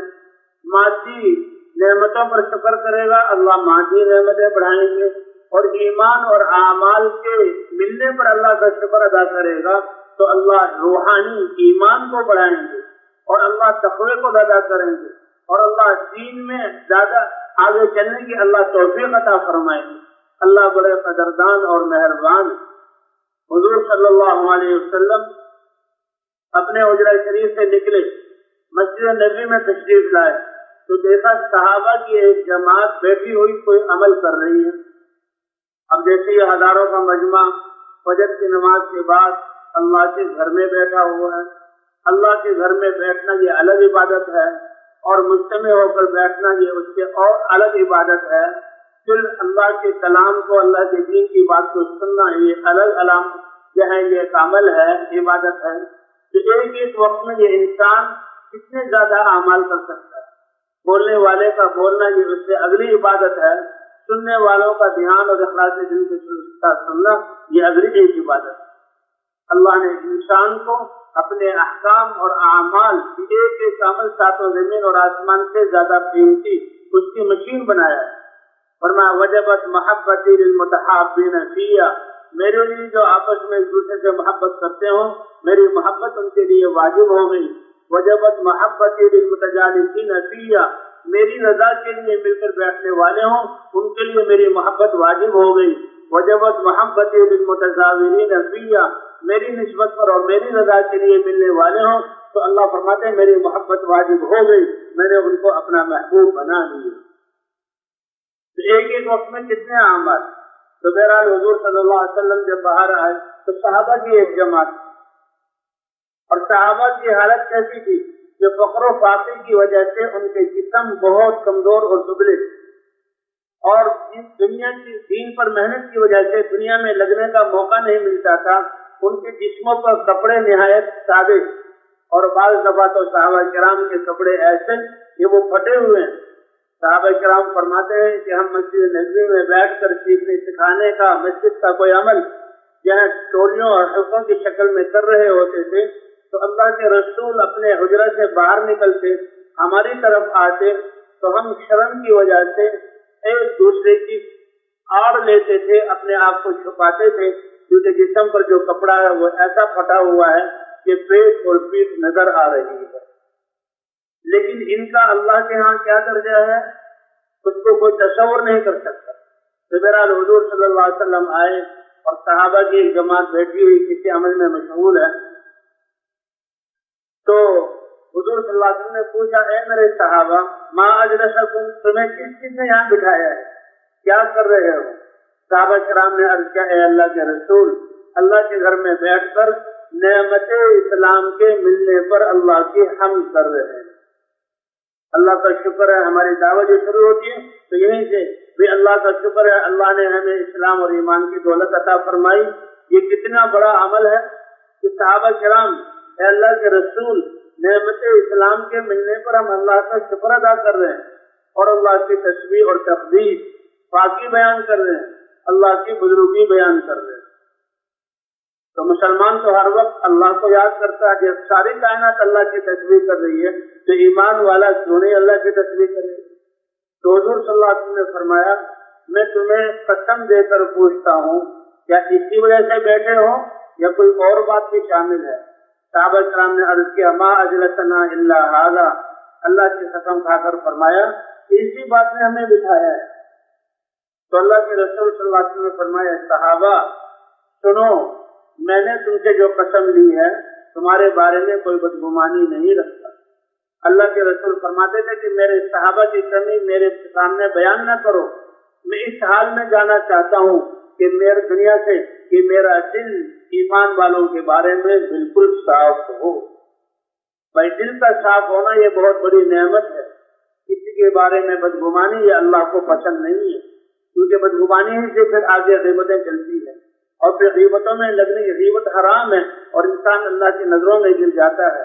اور جو انسان اپنے مسلمان کے بارے میں اس کو دل سے حقیر جانتا ہے تو اللہ کے ہاں تو وہ اللہ کی نظروں سے گر گیا. اللہ ہماری حفاظت فرمائے. تو دلوں کا صاف ہونا اور پاک ہونا، اللہ کے رسول یہ کہہ رہے ہیں، حالانکہ آپ تو سید الانبیاء اور اللہ کے حبیب ہیں. تو بہرحال اے میرے صحابہ، کسی بدگمانی کی وجہ سے میں نے تم سے یہ نہیں پوچھا، بلکہ میں نے اس لیے پوچھا کہ تم اپنے عمل کو ہلکا سمجھ کر کچھ بات بتاؤ، کچھ نہ بتاؤ، لیکن تم نے بات بتائی کہ یہی ہے تو سن لو. تمہارے اس عمل کی وجہ سے اس کا کیا مرتبہ ہے کہ ابھی جبرائیل علیہ السلام میرے پاس آئے تھے اور مجھے بتا کر گئے کہ اللہ تعالیٰ عرش پر تمہارے اس عمل کی وجہ سے فرشتوں پر فخر فرما رہے ہیں، فرشتوں پر فخر فرما رہے ہیں. اللہ ایسے قدردان. تو بہرحال جیسے عرض کیا گیا کہ ظاہری چیزوں کو دیکھنے کے لیے دو روشنیوں کی ضرورت ہے. ایک سورج کی ہے، یہ سورج جو نکل رہا ہے چیزیں واضح ہوتی جا رہی ہیں، اور انسان کے بلائے ہوئے یہ دیے، یہ چراغ اور یہ روشنی اس کو گل کرنا پڑتا ہے کہ اللہ کا سورج طلوع ہو گیا، اور اس کی روشنی ہر فقیر کی جھونپڑی میں اور ہر بادشاہ کے محل میں پہنچتی ہے. اور دیکھنے کے لیے دوسری روشنی یہ آنکھیں ہیں کہ آنکھوں میں بینائی ہو تبھی انسان دیکھ سکتا ہے. اور پھر جو ہے چیزوں کو دیکھ کر نفع نقصان دینے والی چیز کو پہچانتا ہے اور اپنے مقصود اور غیر مقصود کو پہچانتا ہے. اب اللہ کا سورج تو جب سے اللہ نے پیدا کیا، والشمس تجری لمستقر لها، اسی وقت سے اسی روشنی کے ساتھ حرکت کر رہا ہے، کبھی سورج کی روشنی میں کمی نہیں آئی. لیکن انسان کی نظر میں کمی آ جاتی ہے. جی ہاں، کہ بڑھاپے میں چشمہ لگ جاتا ہے، بینائی ختم ہو جاتی ہے، تو اس میں تو کمی ذاتی ہوتی رہتی ہے، لیکن اللہ کی سورج کی روشنی میں کبھی کمی نہیں ہوتی. تو اسی طرح دل کی روشنی اور دل کو نظر آئے دل کی آنکھیں، اس کے لیے بھی اللہ نے دو نور رکھے کہ انسان کو اللہ کے عوامل میں کامیابی نظر آئے. اس کے لیے ایک نور ہے قرآن کا کہ اللہ نے اپنا کلام اتارا ہے، اور ایک نور ہے دل میں ایمان کا. فرمایا کہ یہ قرآن اور دل میں ایمان کی روشنی، تو یہ انسان اس ایمان کی وجہ سے جب اللہ کے دیے ہوئے احکام پر چلتا ہے تو یہ انسان کامیاب ہوتا ہے. اس روشنی کی وجہ سے اللہ انسانوں کو دلوں کی آنکھوں کو منور فرما کر دکھلاتے ہیں کون سے اعمال کامیاب کرنے والے ہیں اور کون سے اعمال ناکام کرنے والے ہیں. جو دعوت کے ذریعے ایمان بڑھتا ہے یہ روشنی زیادہ ہوتی چلی جاتی ہے. اب جیسے اللہ کی مخلوق سورج کی روشنی میں کوئی کمی نہیں آتی، تو قرآن کو جب سے اللہ نے اتارا اور اس وقت سے لے کر آج تک ہمارے پاس ہے، اس کا نور تو اسی سطح پر ہے، بالکل اس میں کوئی کمی نہیں ہوتی. ہاں، انسان کے دل کی روشنی میں اعمال اور دعوت اور ذکر کے کمی اور ذاتی کی وجہ سے کمی ذاتی ہوتی رہتی ہے. اگر انسان ایسے اعمال میں لگا رہے کہ جس سے دل کی روشنی بڑھتی رہے تو پھر یہ انسان کا یہ نور بڑھتا رہتا ہے اور انسان ان کی اعمال میں اپنی کامیابی دیکھتا ہے. اس لیے کلمہ لا الہ الا اللہ، کلمہ لا الہ الا اللہ یہ کلمہ اخلاص اور کلمہ ایمان ہے. کہ حضور صلی اللہ علیہ وسلم نے فرمایا کہ جو اخلاص کے ساتھ ہے، صحابہ کرام نے عرض کیا اے اللہ کے رسول اخلاص کیا ہے؟ کہ یہ انسان کو اس کی اللہ کی حرام کی چیزوں سے روک دے، انسان کی زندگی کو پاکیزہ بنا دے. اب جو ایمان کی روشنی آتی چلی جاتی ہے اتنا ہی اللہ کے احکام کو ماننا آسان ہوتا چلا جاتا ہے. اللہ نے اپنے اوامر اتارے اور اللہ کے اوامر میں سب سے بڑا عمل عبادت یہ نماز ہے. نماز ایسا عمل ہے جو انسان کی زندگی کو پاکیزہ بناتا ہے. ان الصلاۃ تنہی عن الفحشاء والمنکر، یہ نماز جو ہے انسان کو بے حیائی والے کاموں سے اور اللہ کی نافرمانیوں سے روکتی ہے اور انسان کی زندگی پاکیزہ بنتی ہے. یہ ایک عاملہ کے احکام میں سے ایک ابتدائی اور بنیادی حکم ہے کہ 5-7 منٹ میں ایک انسان 2 رکعت نماز فرض کو ادا کر لیتا ہے، لیکن یہ ایسا عمل ہے کہ جس میں دل کی توجہ بھی اللہ کی طرف، دماغ بھی اور روح بھی اللہ کی طرف متوجہ، اور سارے اعضاء بھی اللہ کے احکام کے پابند، سارے احکام۔ تو فرماتے ہیں کہ جس کی نماز درست ہو گئی تو اس میں سارے احکام کے ماننے کی استعداد ہو گئی۔ تو یہاں ہمارے ذمہ میں یہ ہے کہ دعوت کو دے کر اپنے یقین اور جو ہے اللہ کی ذات پر اعتماد کو بڑھایا جائے، اسی طرح اپنی نمازوں کو درست کرنا۔ یہ نماز اس کا جو وسیلہ ہے وضو، اس پر بھی اللہ تعالیٰ نے جو ہے کتنے انعامات رکھے۔ حضرت عقبہ ابن عامر رضی اللہ تعالیٰ عنہ فرماتے ہیں کہ میں اپنے قبیلے کے کچھ لوگوں کے ساتھ مدینہ میں ہم حاضر ہوئے تاکہ اللہ کے رسول صلی اللہ علیہ وسلم سے ہم سیکھیں اور علم حاصل کریں۔ تو یہ 12 کے قریب ان کی تعداد۔ فرمایا کہ ایک دن میری اونٹ چرانے کی باری تھی، جیسے جماعتوں میں نکلتے ہیں 12 آدمی، 2 آدمی خدمت میں، جب آپ خدمت پوری کر لو پھر اعمال میں شریک ہو جاؤ۔ تو یہ صحابہ سے ترتیب چلی ہے، یہ کوئی آج کی بنائی ہوئی ترتیب نہیں ہے۔ عقبہ ابن نافع کہتے ہیں، عامر کہتے ہیں کہ ہم 12 تھے، میری باری اونٹوں کی چرانے کی، اور میں صبح اونٹوں کو لے گیا اور شام کو لے کر واپس آیا۔ اور یہ خدمت ایسی ہے کہ اونٹ کو جب سورج چھپنے لگے جانوروں کو چراتے ہیں، اور اس سے پہلے لوگ اپنے جانوروں کو اپنے باڑوں کی طرف لے آتے ہیں۔ تو باقی ساتھی مسجد میں حضور صلی اللہ علیہ وسلم کی مجلس میں شریک ہیں اور سن رہے ہیں کہ شام کو جمع ہوں گے تو جو ان کو علم ملا ہے وہ مجھے بھی دے دیں گے۔ کہتے ہیں کہ میں جب اونٹوں کو واپس لا کر مسجد نبوی میں آیا تو مسجد نبوی میں مجلس گرم تھی اور اللہ کے رسول صلی اللہ علیہ وسلم صحابہ میں بیان فرما رہے تھے، اور جب میں بیٹھا تو حضور صلی اللہ علیہ وسلم یہ فرما رہے تھے کہ جو شخص اچھی طرح وضو کرے اور وضو کر کے 2 رکعت نماز نفل پڑھے، ایسے پڑھے کہ دل اور جسم پورا اللہ کی طرف متوجہ ہو، تو اللہ اس کے لیے جنت کو واجب کر دیتے ہیں۔ 2 رکعت نماز اچھی طرح وضو کیا اور پوری توجہ کے ساتھ، تو اس کے لیے جنت واجب ہو گئی۔ اور میں نے یہ سنا تو میں تو بہت خوش ہوا، اور میں نے کہا واہ واہ، اللہ کے رسول نے کیا بات ارشاد فرمائی ہے، اور یہ وضو اور نماز پر اللہ کے رسول نے کیا فضیلت سنائی ہے، کیا خوشخبری دی ہے۔ میں اس پر تعجب کر رہا تھا اور اس پر خوش ہو رہا تھا کہ میرے سامنے بیٹھے ہوئے شخص میری طرف متوجہ ہوئے، میں نے دیکھا کہ وہ عمر ہے۔ تو معلوم ہوتا ہے تم ابھی آئے ہو اور تم نے ابھی یہ بات سنی ہے، اور تمہیں بتاؤں کہ اس سے پہلے اللہ کے رسول صلی اللہ علیہ وسلم نے کیا ارشاد فرمایا۔ تو میں نے اس کے بتایا کہ اللہ کے رسول، اس سے پہلے اللہ کے رسول صلی اللہ علیہ وسلم نے فرمایا ہے، یہ تو وضو کر کے توجہ اور خضوع سے نماز پڑھنے کی فضیلت ہے۔ اس سے پہلے حضور صلی اللہ علیہ وسلم نے ارشاد فرمایا کہ جو آدمی اچھی طرح وضو کرے اور پورا وضو کرے، اور پھر وضو کے بعد یہ کہے اشہد ان لا الہ الا اللہ واشہد ان محمد رسول اللہ، یہ کہے تو اس کے لیے اللہ کی طرف سے جنت کے 8 دروازے کھول دیے جاتے ہیں، جس دروازے چاہے وہ جنت میں داخل ہو جائے۔ تو جماعت کی صورت میں آنا اور مسجد میں بیٹھنا، دور کی خدمت کا لگنا اور خدمت کے بعد اعمال میں شریک ہونا، یہ سب حضور صلی اللہ علیہ وسلم کی سیرت کے ساتھ ہے۔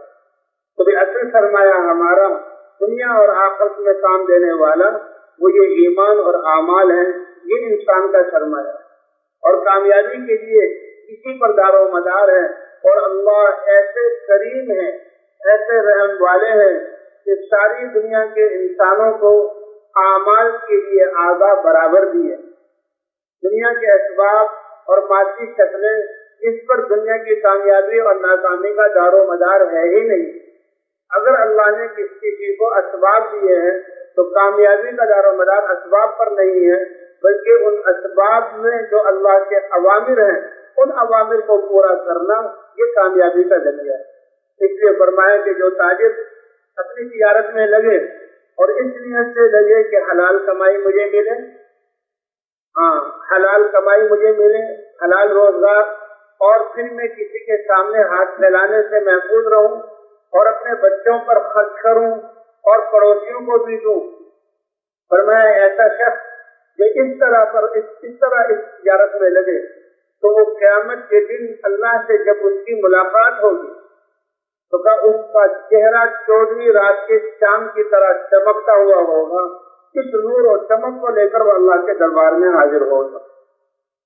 فرمایا التاجر الصدوق الامین، یہ تجارت مال میں لگنا، خرید و فروخت کرنا تو کامیابی کا ذریعہ یہ نہیں ہے، بلکہ اس تجارت میں سچائی اور اس تجارت میں انسانوں کی ہمدردی اور اس تجارت میں امانت داری، اس کی وجہ سے اس کا حشر قیامت میں فرمایا اس کا حشر انبیاء اور صدیقین اور شہداء کے ساتھ اللہ اس کا حشر عطا فرمائیں گے۔ اس تجارت کی وجہ سے نہیں بلکہ اس تجارت میں سچائی اور امانت داری کی وجہ سے۔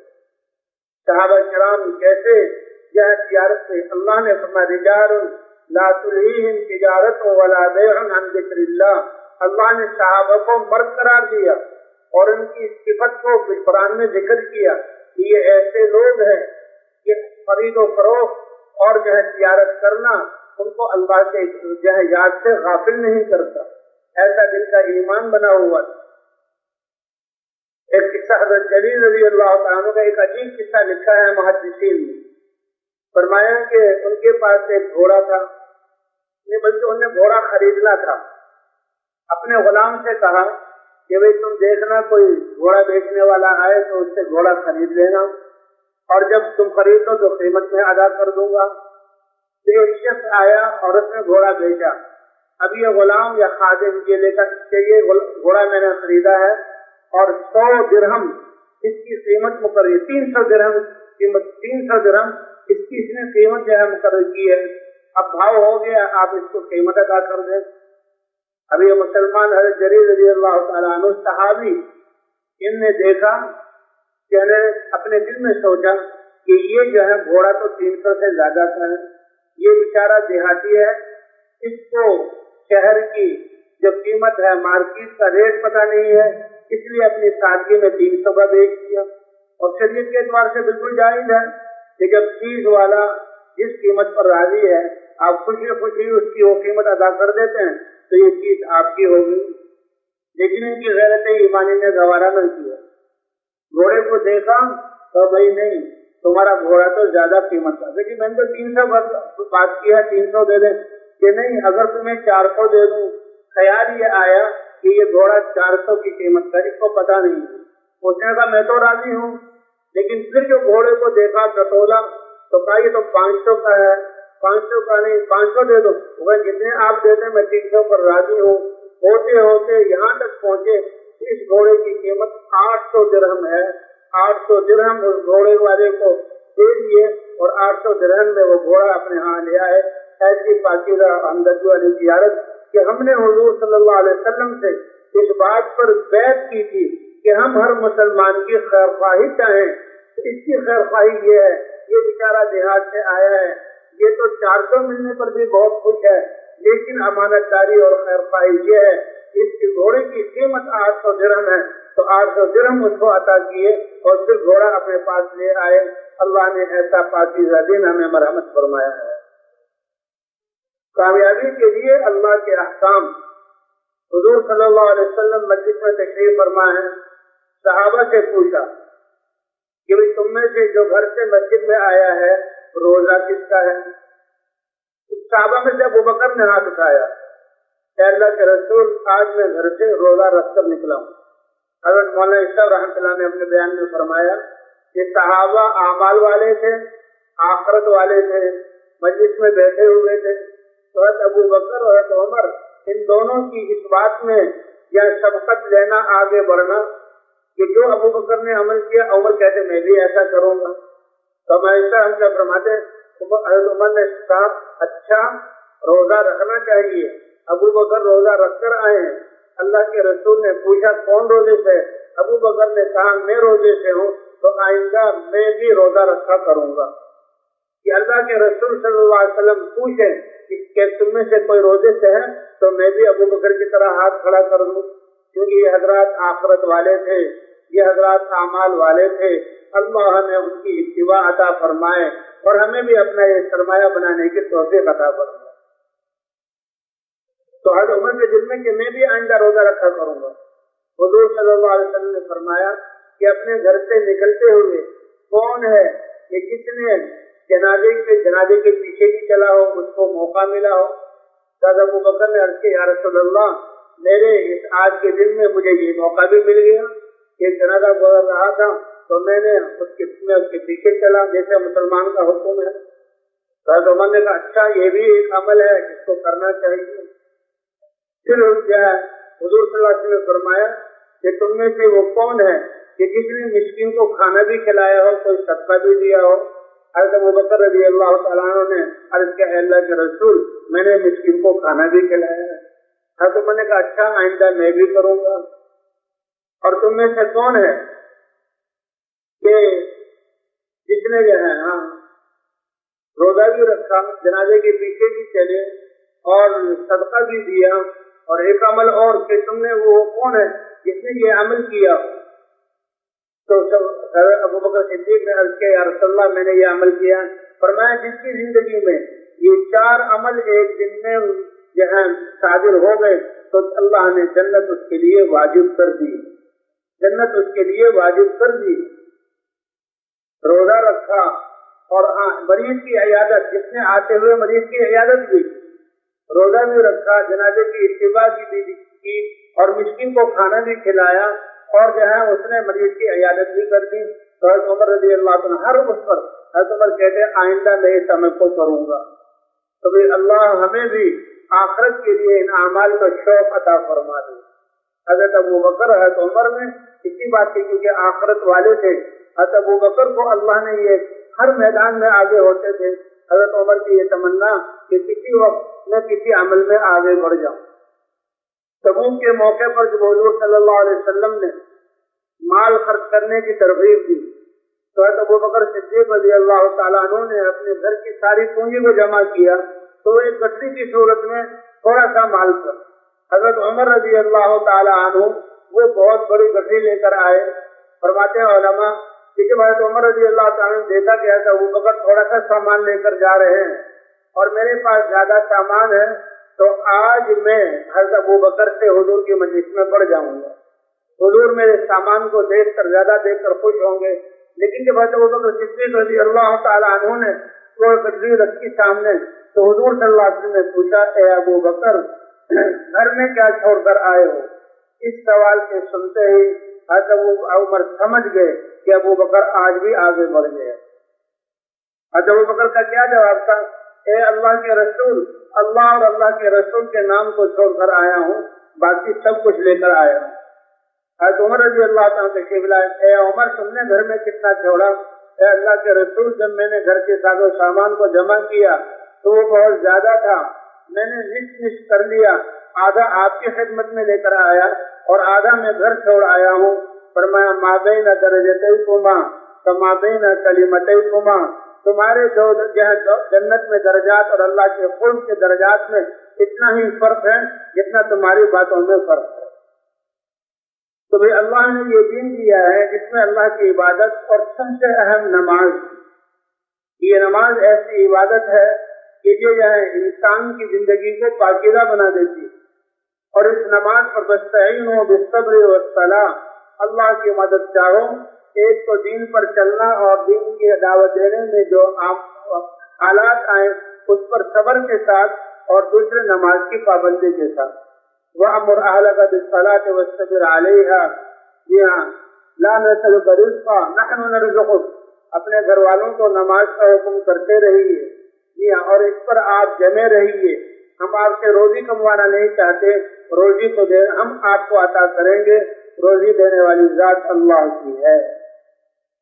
تو نماز ایک یہ فریضہ کی نماز بن گئی تو انسان کی ساری زندگی ٹھیک ہو گئی، نماز کے بننے کی وجہ سے ساری زندگی۔ اس لیے یہ اہم عبادت اللہ سے مانگنے کی۔ حضور صلی اللہ علیہ وسلم جب بھی کوئی امر پیش آتا تو نماز پڑھ کر دعا مانگتے، کلما حزبہ امر فزع الی الصلاۃ۔ ابو میلک رضی اللہ تعالیٰ عنہ ایک صحابی ہیں اور وہ تجارت کیا کرتے تھے اور کسی دوسرے کا مال بھی لے لیتے، اور تجارت کر کے نفع اس کو دے دیا کرتے. اللہ والے تھے, تاجر تھے. تو ایک دفعہ ایک ڈاکو ان کے ساتھ ہو گیا اور جنگل میں جا کر وہ ڈاکو کہنے لگا کہ میں تمہارا ساز و سامان لوں گا اور تمہیں قتل کروں گا. اور قتل سے یہ سامان ہونے کا, تم مال لینا چاہتے ہو مال لے لو, اور جو ہے مجھے چھوڑ دو. کہ نہیں, پہلے تمہیں قتل کروں گا. قتل نماز پڑھنے لگے. اب وہ نماز میں پڑھنے لگے اور نماز کے بعد دعا مانگی. جی ہاں, چند یا ودود یا ذل عرش المجید یا فعال لما یرید اسألک بعزتک التی لا تضام وبملکک الذی لا یرام وبنور عرشک الذی ملأ الارکان. یہ الفاظ کہہ کر دعا مانگی تو ایک دم ایک فرشتہ ظاہر ہوا اور فرشتے نے اس چور کو ان کی دعا کی سے قتل کر دیا.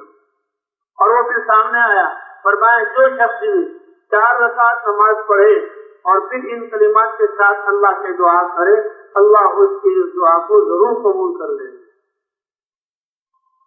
ایک حدیث میں کہ جو آدمی رات کو باوضو ہو کر سوئے, باوضو سویا ہے اور پھر رات کو اس کی آنکھ کھل جائے, اور آنکھ کھلتے ہی حدیث شریف میں ہے کہ اپنی دنیا اور آخرت کے امر میں سے جو اللہ سے مانگے گا اللہ وہ اس کو عطا کر کے رہیں گے.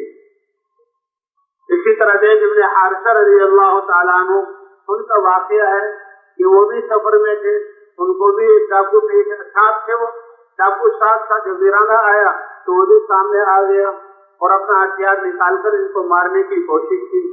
انہوں نے اللہ کو پکارا, یا ارحم الراحمین یا ارحم الراحمین یا ارحم الراحمین. نماز پڑھی اور نماز کے بعد یا ارحم الراحمین سے ایک فرشتہ آسمانوں سے آیا اور اس نے اس چور کو نیزہ مار کر ختم کر دیا اور کہا کہ جب آپ نے پہلی دفعہ یا ارحم الراحمین کہا, اللہ کو پکارا, تو آسمان کے دروازے کھڑکھڑانے لگے. اور جب آپ نے دوبارہ یا ارحم الراحمین کہا تو فرشتوں میں شور مچ گیا.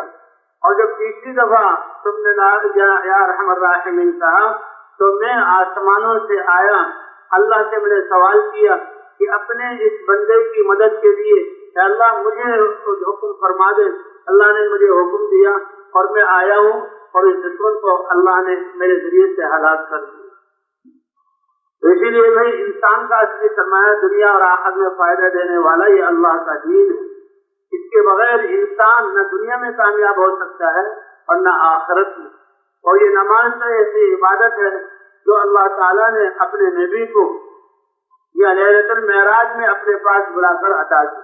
وہ صاف حدیث ہے نا جو حضور صلی اللہ علیہ وسلم فرمائے, میں سویا ہوا تھا, جبرائیل اور میکائیل آئے حضرت ام ہانی کے گھر میں, مجھے اٹھایا, بیت اللہ لے جایا گیا اور میرے سینے کو چاک کیا گیا اور سونے کے تخت میں یہ آب زمزم سے میرے دل کو دھویا گیا اور دھو کر پھر وہ دل مجھ میں جو ہے لگا دیا گیا اور پھر جو ہے میرے سینے کو جوڑ دیا گیا.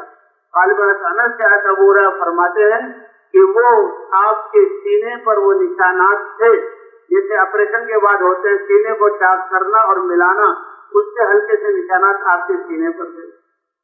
فرمایا مجھے براق سواری پر سوار کیا گیا اور براق سے بیت المقدس لے جایا گیا اور بیت المقدس سے پھر آسمانوں پہ چڑھے اور 7 آسمانوں میں انبیاء کرام ملے.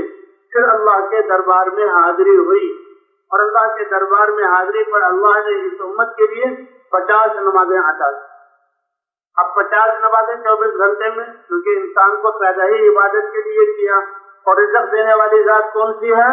اللہ. وما خلقت الجن والانس الا ليعبدون ما اريد منهم من رزق وما اريد ان يطعمون ان الله هو الرزاق ذو القوة المتين.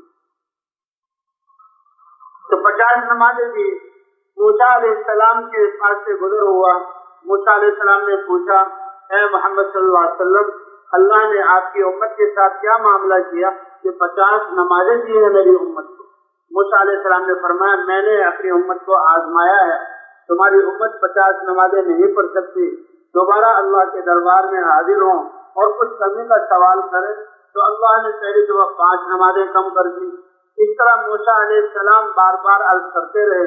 9 دفعہ اللہ کے رسول صلی اللہ علیہ وسلم اللہ کے دربار میں حاضر ہوئے, ہر دفعہ 5 نمازیں کم کی گئی حتیٰ کہ 5 نمازیں رہ گئی اور اللہ کے رسول 5 نمازیں لے کر اپنی امت کی طرف آئے.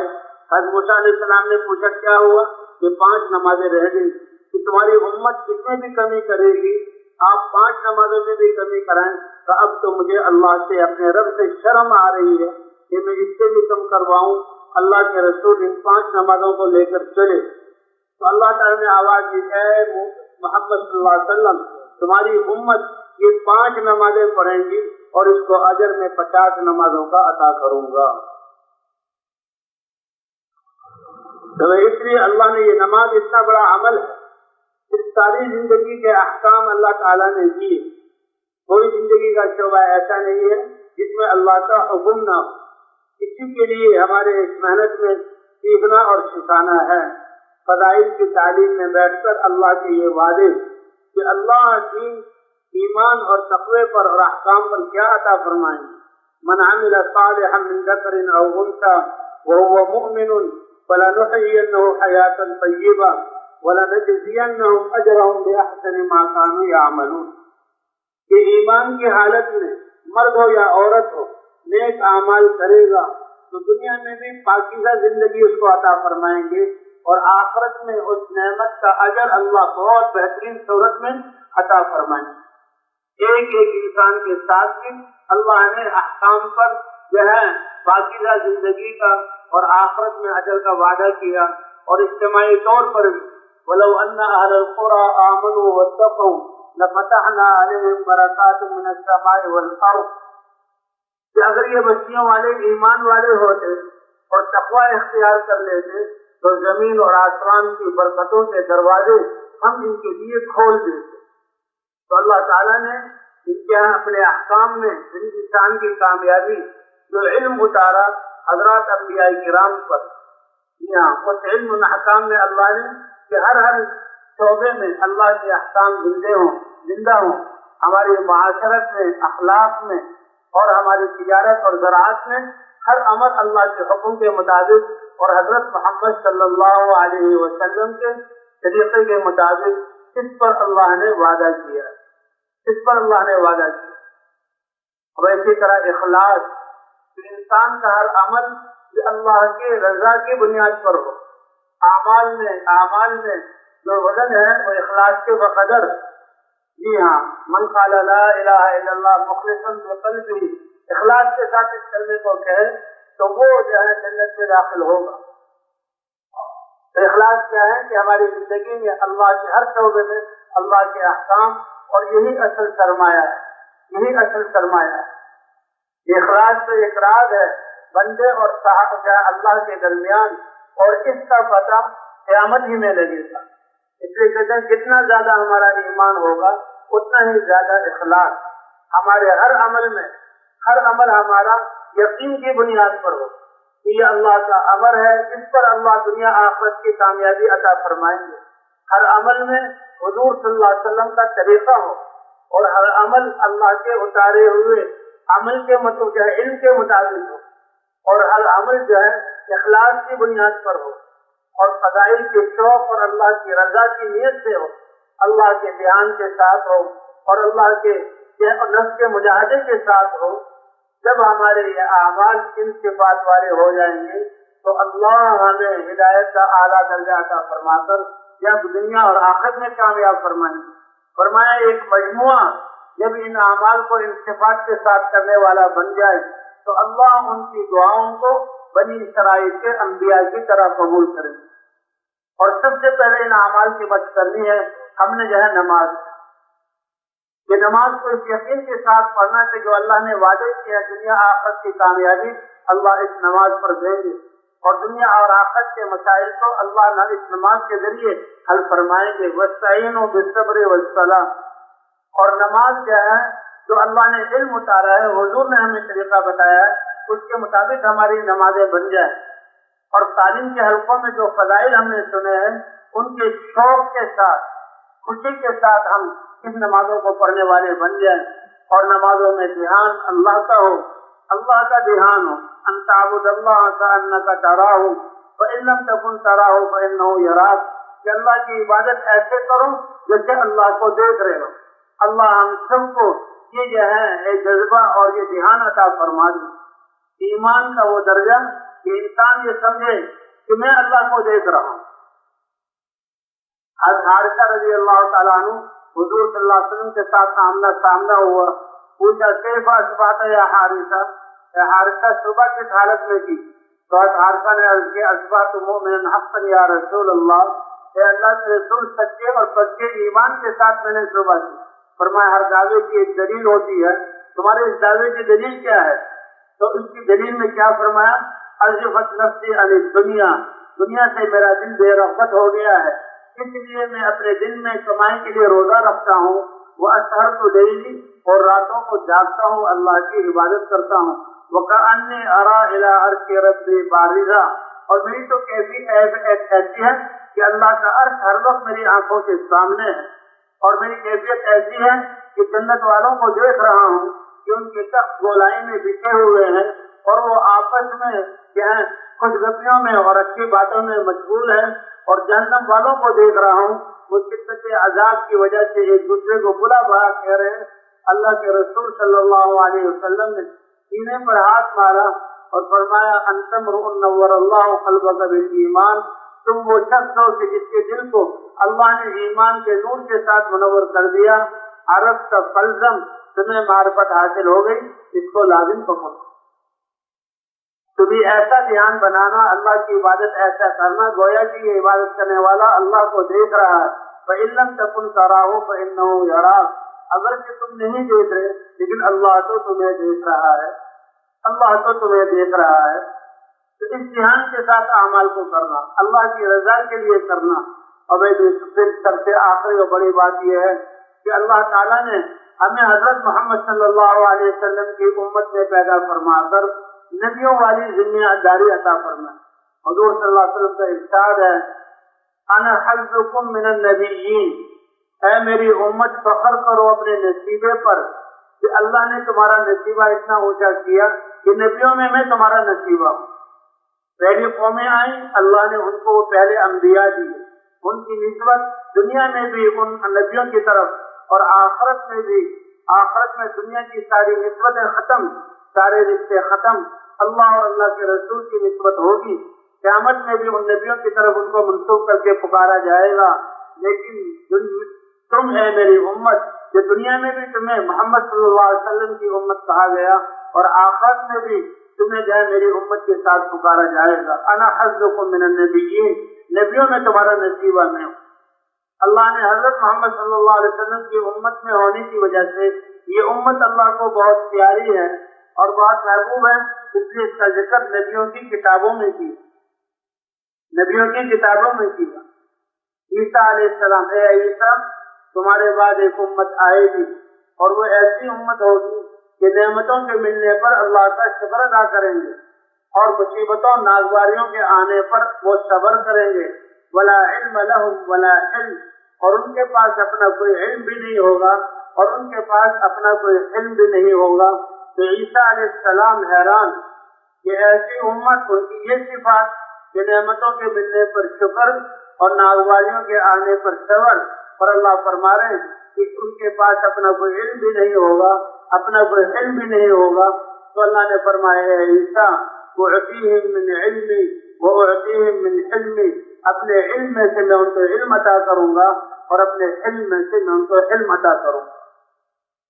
और इस उम्मत का जिक्र मूसा अलैहिस्सलाम की तौरात में, ये अहकाम मिलने से पहले मूसा अलैहिस्सलाम इस उम्मत की सिफात का जिक्र कर रहे हैं और इनकी बड़ी सिफात की वजह से कह रहे हैं ए अल्लाह ये उम्मत मुझे अता फरमा दे। अल्लाह ने फरमाया है मूसा ये उम्मत तो मैंने अपने हबीब मोहम्मद सल्लल्लाहु अलैहि वसल्लम के लिए चुन के रखी हुई है। हज़रत दाऊद अलैहिस्सलाम को अल्लाह ने वही भेजी, ए दाऊद मैं तुम्हारे बाद एक नबी भेजने वाला हूँ जो सरदार होगा और पाक होगा, और वो ऐसा नबी है कि ला युग़ज़िबुनी अबदन वला अस्ख़तु अलैहि अबदा, न वो कभी मुझे नाराज करेगा और न मैं कभी उस पर नाराज होऊंगा। और उसको उम्मत भी ऐसी दी जो मेरी रहमत की मुस्तहिक होगी। मैंने उनको फराइज़ भी वो दिए जो नबियों को देता था और मैंने नवाज़िल इबादत भी उनको ऐसी दी जो नबियों को देता था। और ये उम्मत जो क़यामत में आएगी मेरे सामने तो उनके जिस्म में से निकलने वाला नूर नबियों के नूर की तरह होगा। तो हुज़ूर सल्लल्लाहु अलैहि वसल्लम फरमाया कि मैं तुम्हारा नसीबा हूँ कि अल्लाह ने सैयदुल मुरसलीन जो है तुम्हें तुम्हारा नबी बनाकर भेजा। तुम्हारी निस्बत हजरत मोहम्मद सल्लल्लाहु अलैहि वसल्लम तक है, के साथ है। और फरमाए वो अंतुम हज़्ज़ी मिनल उमम, और तुम मेरा नसीबा हो उम्मतों में से, कि जो सबसे पसंदीदा उम्मत थी अल्लाह को वो हजरत मोहम्मद सल्लल्लाहु अलैहि वसल्लम को दी। जैसे सहाबा किराम को अल्लाह ताला ने हुजूर सल्लल्लाहु अलैहि वसल्लम की सोहबत के लिए चुना और उनको जरिया बनाया कि हुजूर सल्लल्लाहु अलैहि वसल्लम का ये दीन इंसानियत तक सहाबा किराम के जरिए पहुंचे, वो जरिया है। फतूबा लिमन जअलहु अल्लाहु मिफ्ताहन लिल खैर, मुबारकबादी और खुशखबरी हो इस इंसान के लिए कि जो खैर की चाबी हो और खैर का जरिया बने। तो सहाबा किराम अव्वलीन है इस उम्मत का, तो सहाबा किराम रिज़वानुल्लाह अजमईन उनके जरिए से ये जो है नेमत हम तक पहुंची है।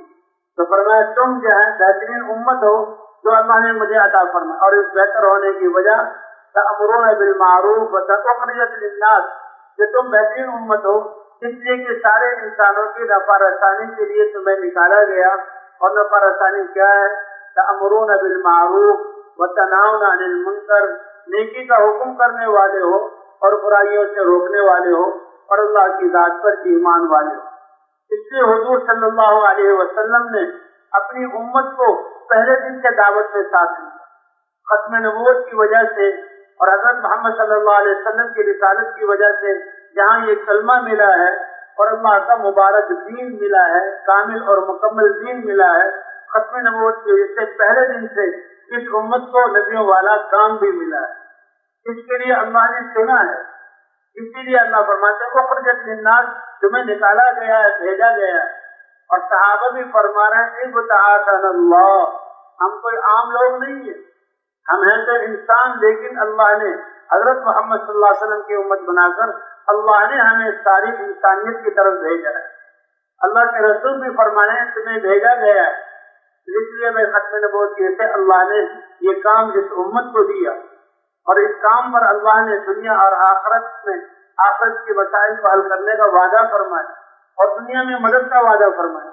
इसलिए जो ईमान लाता है फौरन दावत वाला काम। एक दफा हजरत उमर और हजरत अबू बकर आपस में कोई रंजिश और दिल की सफाई नहीं हुई, तो हजरत अबू बकर को तो ये बर्दाश्त नहीं था। हुजूर सल्लल्लाहु अलैहि वसल्लम ने देखा कि मेरा अबू बकर परेशान, तो आप मिंबर पर चढ़े और मिंबर पर चढ़े सहाबा जमा हो गए। फरमाया माली उदा फी साहिबी अबू बकर, क्या हुआ कि मुझे आज मेरे अबू बकर के बारे में तकलीफ दी जा रही है? क्या अगर अबू बकर रंजीदा है तो उसका मुझे भी रंज है, क्यों मुझे तकलीफ दी जा रही है? ऐ मेरे साहबा तुम्हें पता नहीं, जब अल्लाह का मैं पैगाम लेकर आया तो मेरी कौम को, अपनी कौम को मैंने जमा किया और ये कलमा पेश किया तो उन्होंने कलमे को फौरन इनकार कर दिया। अबू बकर वो है कि जब मैंने इस कलमे को पेश किया तो अबू बकर ने फौरन इस कलमे को कबूल कर दिया।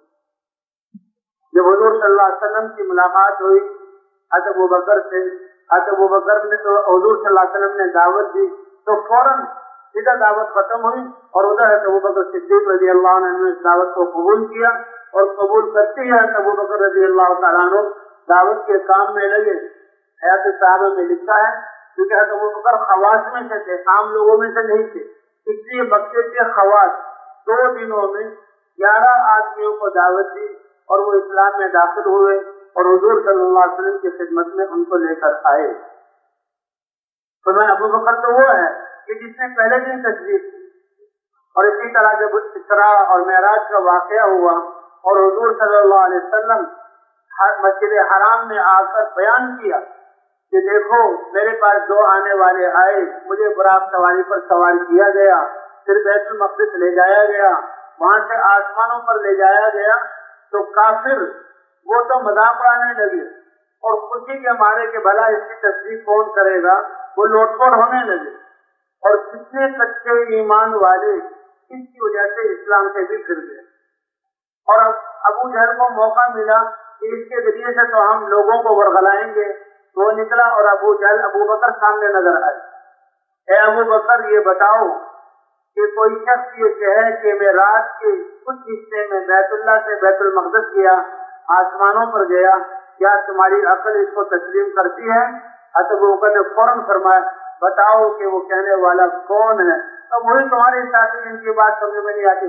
حضرت محمد صلی اللہ علیہ وسلم کا اگر کہنے والے وہ ہیں تو ہم تو ان کی تصدیق اس سے بھی بڑے امر میں کر چکے ہیں کہ وہ اللہ کے رسول ہیں، اور دن میں کتنی دفعہ جبرائیل علیہ السلام اللہ کا کلام وحی کی صورت میں ان کے پاس لے کر آتے ہیں۔ اس سے کہتے ہیں تمام صحابہ صدیقین ہیں، اور اس تصدیق پر حضور صلی اللہ علیہ وسلم نے حضرت ابوبکر صدیق اکبر، ان صحابہ میں صدیق اکبر حضرت ابوبکر رضی اللہ تعالی عنہ ہیں۔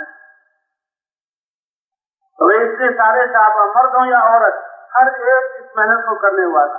جب آپ کو حکم ہوا کہ اپنے گھر والوں کو دعوت دیں تو آپ نے حضرت خدیجہ سے دعوت کو شروع کی، اے خدیجہ یہ لات اور عزا جو معبود بنائے ہوئے ہیں ان سے بیداری ظاہر کرو اور اللہ کی وحدانیت کا کلمہ اشہد ان لا الہ الا اللہ کہہ دو۔ حضرت خدیجہ رضی اللہ تعالیٰ عنہ نے عرض کیا، اے اللہ کے رسول انت اول من یدعو، سب سے پہلے آپ اپنی دعوت کی ابتدا مجھ سے کر رہے ہیں، وانا اول من یستجیب، تو میں سب سے پہلے اس دعوت کو قبول کرتی ہوں۔ کلمہ پڑھا اور کلمہ پڑھتے ہی دعوت کو شروع کر دی۔ حالانکہ بہت کامیاب تاجرہ تھی اور شام سے تجارت کی، اور تجارت کی وجہ سے مال کا آنا، نعمتوں کی وافر مقدار، کھانا پینا، لیکن اس کلمے کو پڑھتے ہی حضور صلی اللہ علیہ وسلم کی صحبت اور اس کلمے کی حقیقت کے واضح ہو جانے کے بعد دنیا کی فکر ان کے دلوں سے نکل جاتی اور انسانیت کا غم چاہے مرد ہو عورت ان کے دلوں میں آ جاتا، اور اپنی ساری صلاحیتیں انسانیت کو اس کلمے کی طرف بلانے پہ لگ جاتے۔ تو خدیجہ رضی اللہ تعالیٰ تجارت والی فکر بند اور تجارت پر صلاحیت کو لگانا ختم، اور جو دین اسلام کے لیے حضور کی مدد، دین کی مدد اور غریبوں یتیموں کی مدد میں مال خرچ کرنا شروع کیا۔ تھوڑے ہی عرصے میں جو سرمایہ تھا وہ ختم ہو گیا، اور ایک وقت ایسا آیا کہ گھر میں فاقے کی نوبت آ گئی۔ اب جو مال نہیں رہا تو چیزیں نہیں رہی، فاقے کی نوبت۔ یہ بچے اور خدیجہ رضی اللہ تعالیٰ عنہ بھوک کی حالت میں ہیں، اور حضور صلی اللہ علیہ وسلم بھوک کی حالت میں اپنے گھر سے بیت اللہ کی طرف جا رہے ہیں۔ اللہ نے حضرت جبرائیل علیہ السلام کو بھیجا، حضور کی خدمت میں حاضر ہوئے، اے اللہ کے رسول آج آپ کا رب آپ کی بیوی خدیجہ کو سلام کہہ رہا ہے، آپ کا رب خدیجہ کو سلام کہہ رہا ہے۔ کبھی ایسے 100% صحابہ، اسی لیے حضرت حضور صلی اللہ علیہ وسلم نے فرمایا خیر القرون قرنی، یہ جب سے دنیا کا چلی ہے، زمانے کی ابتدا، زمانہ چلا ہے، دنیا کب سے پیدا ہوئی کب ختم ہوگی، حضور نے فرمایا ان زمانوں میں سب سے بہترین زمانہ میرا زمانہ ہے۔ علماء فرماتے ہیں اور مولانا شاہ رحمۃ اللہ کا بیان ہے کہ اس میں حضور صلی اللہ علیہ وسلم کا وجود اور آپ کی دعوت اور خیر کی وجہ کیا کہ جتنے بھی ایمان لانے والے صحابہ ہیں سارے کے سارے دعوت میں بھی مشغول ہیں، اور اللہ کے رسول سے علم لے کر دوسروں تک علم پہنچا رہے ہیں، اور عبادات بھی ذکر اللہ کے دھیان کے ساتھ 100% کرنے والے ہیں، اور اسی طرح حضور صلی اللہ علیہ وسلم کے اخلاق کے ساتھ انسانیت کی خدمت میں کرنے والے ہیں۔ تو ان 4 اعمال کی وجہ سے اللہ کے رسول نے اپنے زمانے کو خیر القرون قرار دیا، اور فرمائے تفصیل کی کتابوں میں موجود ہے۔ ثم الذین یلونہم، جب مسلمانوں سے عمومی دعوت چھوٹی، ہر ایک دعوت سے یہ چھوٹ گیا اور دعوت منحصر ہونا اور محدود ہونا شروع ہوئی، تو علم کے ذریعے پھر باقی 3 صفات تھی وہ دوسرے درجے کا ہے، پھر علم کی لائن میں بھی کمی آئی تو اس کو تیسرے درجے کا قرار دیا۔ فرمایا جس زمانے میں امت ان 4 اعمال پر ہو جائے گی اللہ اس میں وہی خیریں اتاریں گے جو حضور صلی اللہ علیہ وسلم کے زمانے میں خیریں اتاری۔ اللہ نے اس دعوت کی صورت میں یہ 4 اعمال، لیکن خیر کب ہوگا جبکہ ہر ایک ان اعمال کو کرنے والا ہو۔ ہمارے یہ 5 اعمال ہیں، ان کا مقصد کیا ہے کہ ہر کلمہ کو دعوت دینے والا بھی ہو، ہر کلمہ کو عبادات کو صحیح نہج پر لانے کی کوشش کرنے والا بھی ہو، اور ہر مسلمان جو نہیں آتا اس کو سیکھنے والا علماء سے اور سیکھ کر دوسروں کو سکھانے والا بھی ہو، اور ہر مسلمان حضور صلی اللہ علیہ وسلم والی صفات کے ساتھ انسانیت کی خدمت کرنے والا اور اللہ کا یہ پیغام پہنچانے والا ہو۔ جب یہ مسلمانوں میں یہ صفات یہاں پیدا ہو جائیں تو 5 اعمال سے ہر مسلمان کو اس دعوت پر کھڑا کرنا۔ فرمایا کہ جب دعوت دینے والے ان میں یہ دعوت دیتے دیتے کس درجے تک پہنچیں گے کہ جب ان سے نکلنے کے لیے کہا جائے وہ تیار اپنے آپ کو پیش کر دیں گے جہاں بھیجا جائے وہاں جانے کے لیے تیار ہوں گے، جس کے ساتھ بھیجا جائے اس کے ساتھ جانے کے لیے تیار ہوں گے، اور جتنے وقت کے لیے بھیجا جائے جب ایک مجموعہ ان صفات پر آ جائے تو فرماتے تھے کہ اللہ تعالیٰ ہدایت کا سورج طلوع کر دیں گے، جسے سورج کے طلوع ہونے سے ساری اندھیریاں چھٹ جاتی ہیں اور انسان اپنے اپنے کاموں میں لگتے ہیں، تو جب فضائیں بنیں گی تو اللہ قوموں کی قوموں کو ہدایت سے نوازے گی۔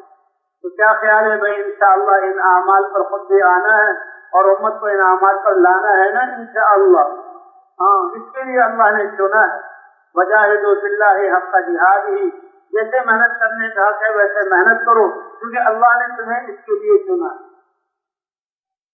اور حضور صلی اللہ علیہ وسلم نے فرمایا جتنا دور زمانہ ہوتا چلا جائے گا اتنا ہی ان کا اجر اور ثواب بڑھتا چلا جائے گا۔ فرمایا بعد خوشخبری اور مبارکبادی ہو جس نے مجھے دیکھا اور مجھ پر ایمان لایا، تو یہ خوشخبری کی جو ہے خبر ایک دفعہ طوبیٰ لمن رآنی ثم آمن بی، مجھے دیکھا مجھ پر ایمان لایا، بہت بڑی خوشخبری ہو۔ اور ایک روایت میں 7 دفعہ خوشخبری ہو اس شخص کے لیے جو بغیر دیکھے مجھ پر ایمان لائے۔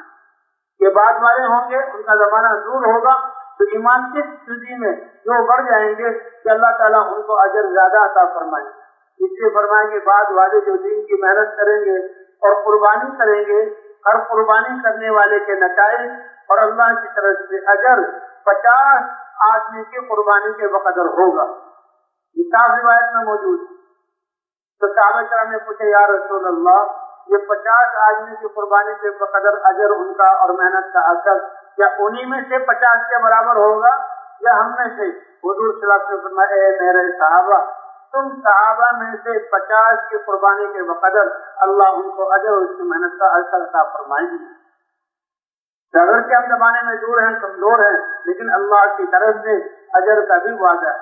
فرمایا ان صفات والے ہوں گے تو ان کی قربانیوں اور اعمال پر دوام اور ماحول بنانے کی جو فضائیں ایسی پاکیزہ بن جائیں گی کہ ان فضاؤں میں کافر لوگ آ کر رات بسر کریں گے، اور ان فضاؤں میں رات کو سونے کے صبح جب اٹھیں گے تو اللہ ان کی دلوں کو ایمان کے نور کے ساتھ منور فرمائیں گے، اور وہ یہ گواہی دیں گے کہ واقعی کامیابی ایک اللہ کو ماننے میں اور حضور صلی اللہ علیہ وسلم کے طریقے پر احکام کو پورا کرنے میں ہے۔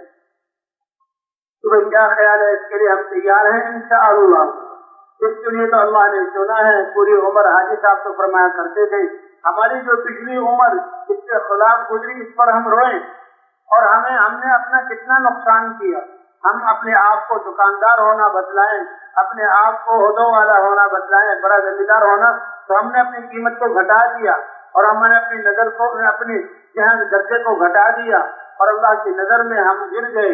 بلکہ ہم تو کون ہیں؟ حضرت محمد صلی اللہ علیہ وسلم کی امت میں ہیں اور حضور صلی اللہ علیہ وسلم کی محنت والے ہیں۔ یا اللہ کا کلمہ پوری دنیا میں زندہ ہو جائے، یا محنت کرتے کرتے ہم جو ہے ہماری زندگی پوری ہو جائے۔ تو پچھلی زندگی پر توبہ استغفار اور آئندہ کی زندگی میں عزم کہ آئندہ کی زندگی کا ایک لمحہ بھی اب ضائع نہیں ہوگا۔ تو اس کے لیے بھائی جب ہم اس محنت کو مقصد بنا کر کریں گے تو اللہ تعالیٰ نیت کرتے ہی اللہ کی نظروں میں ہمارا درجہ بلند ہو جائے گا، اور تربیت بھی اسی کے مطابق اللہ ہماری فرمائے۔ تو بتائیں بھائی اس مجمع میں سے ایسے ساتھی ماشاءاللہ قرآنوں کا مجمع ہے اور 4 مہینے والا مجمع ہے، ایسے ساتھی جن کے 4 مہینے نہیں لگے وہ تو اپنے آپ کو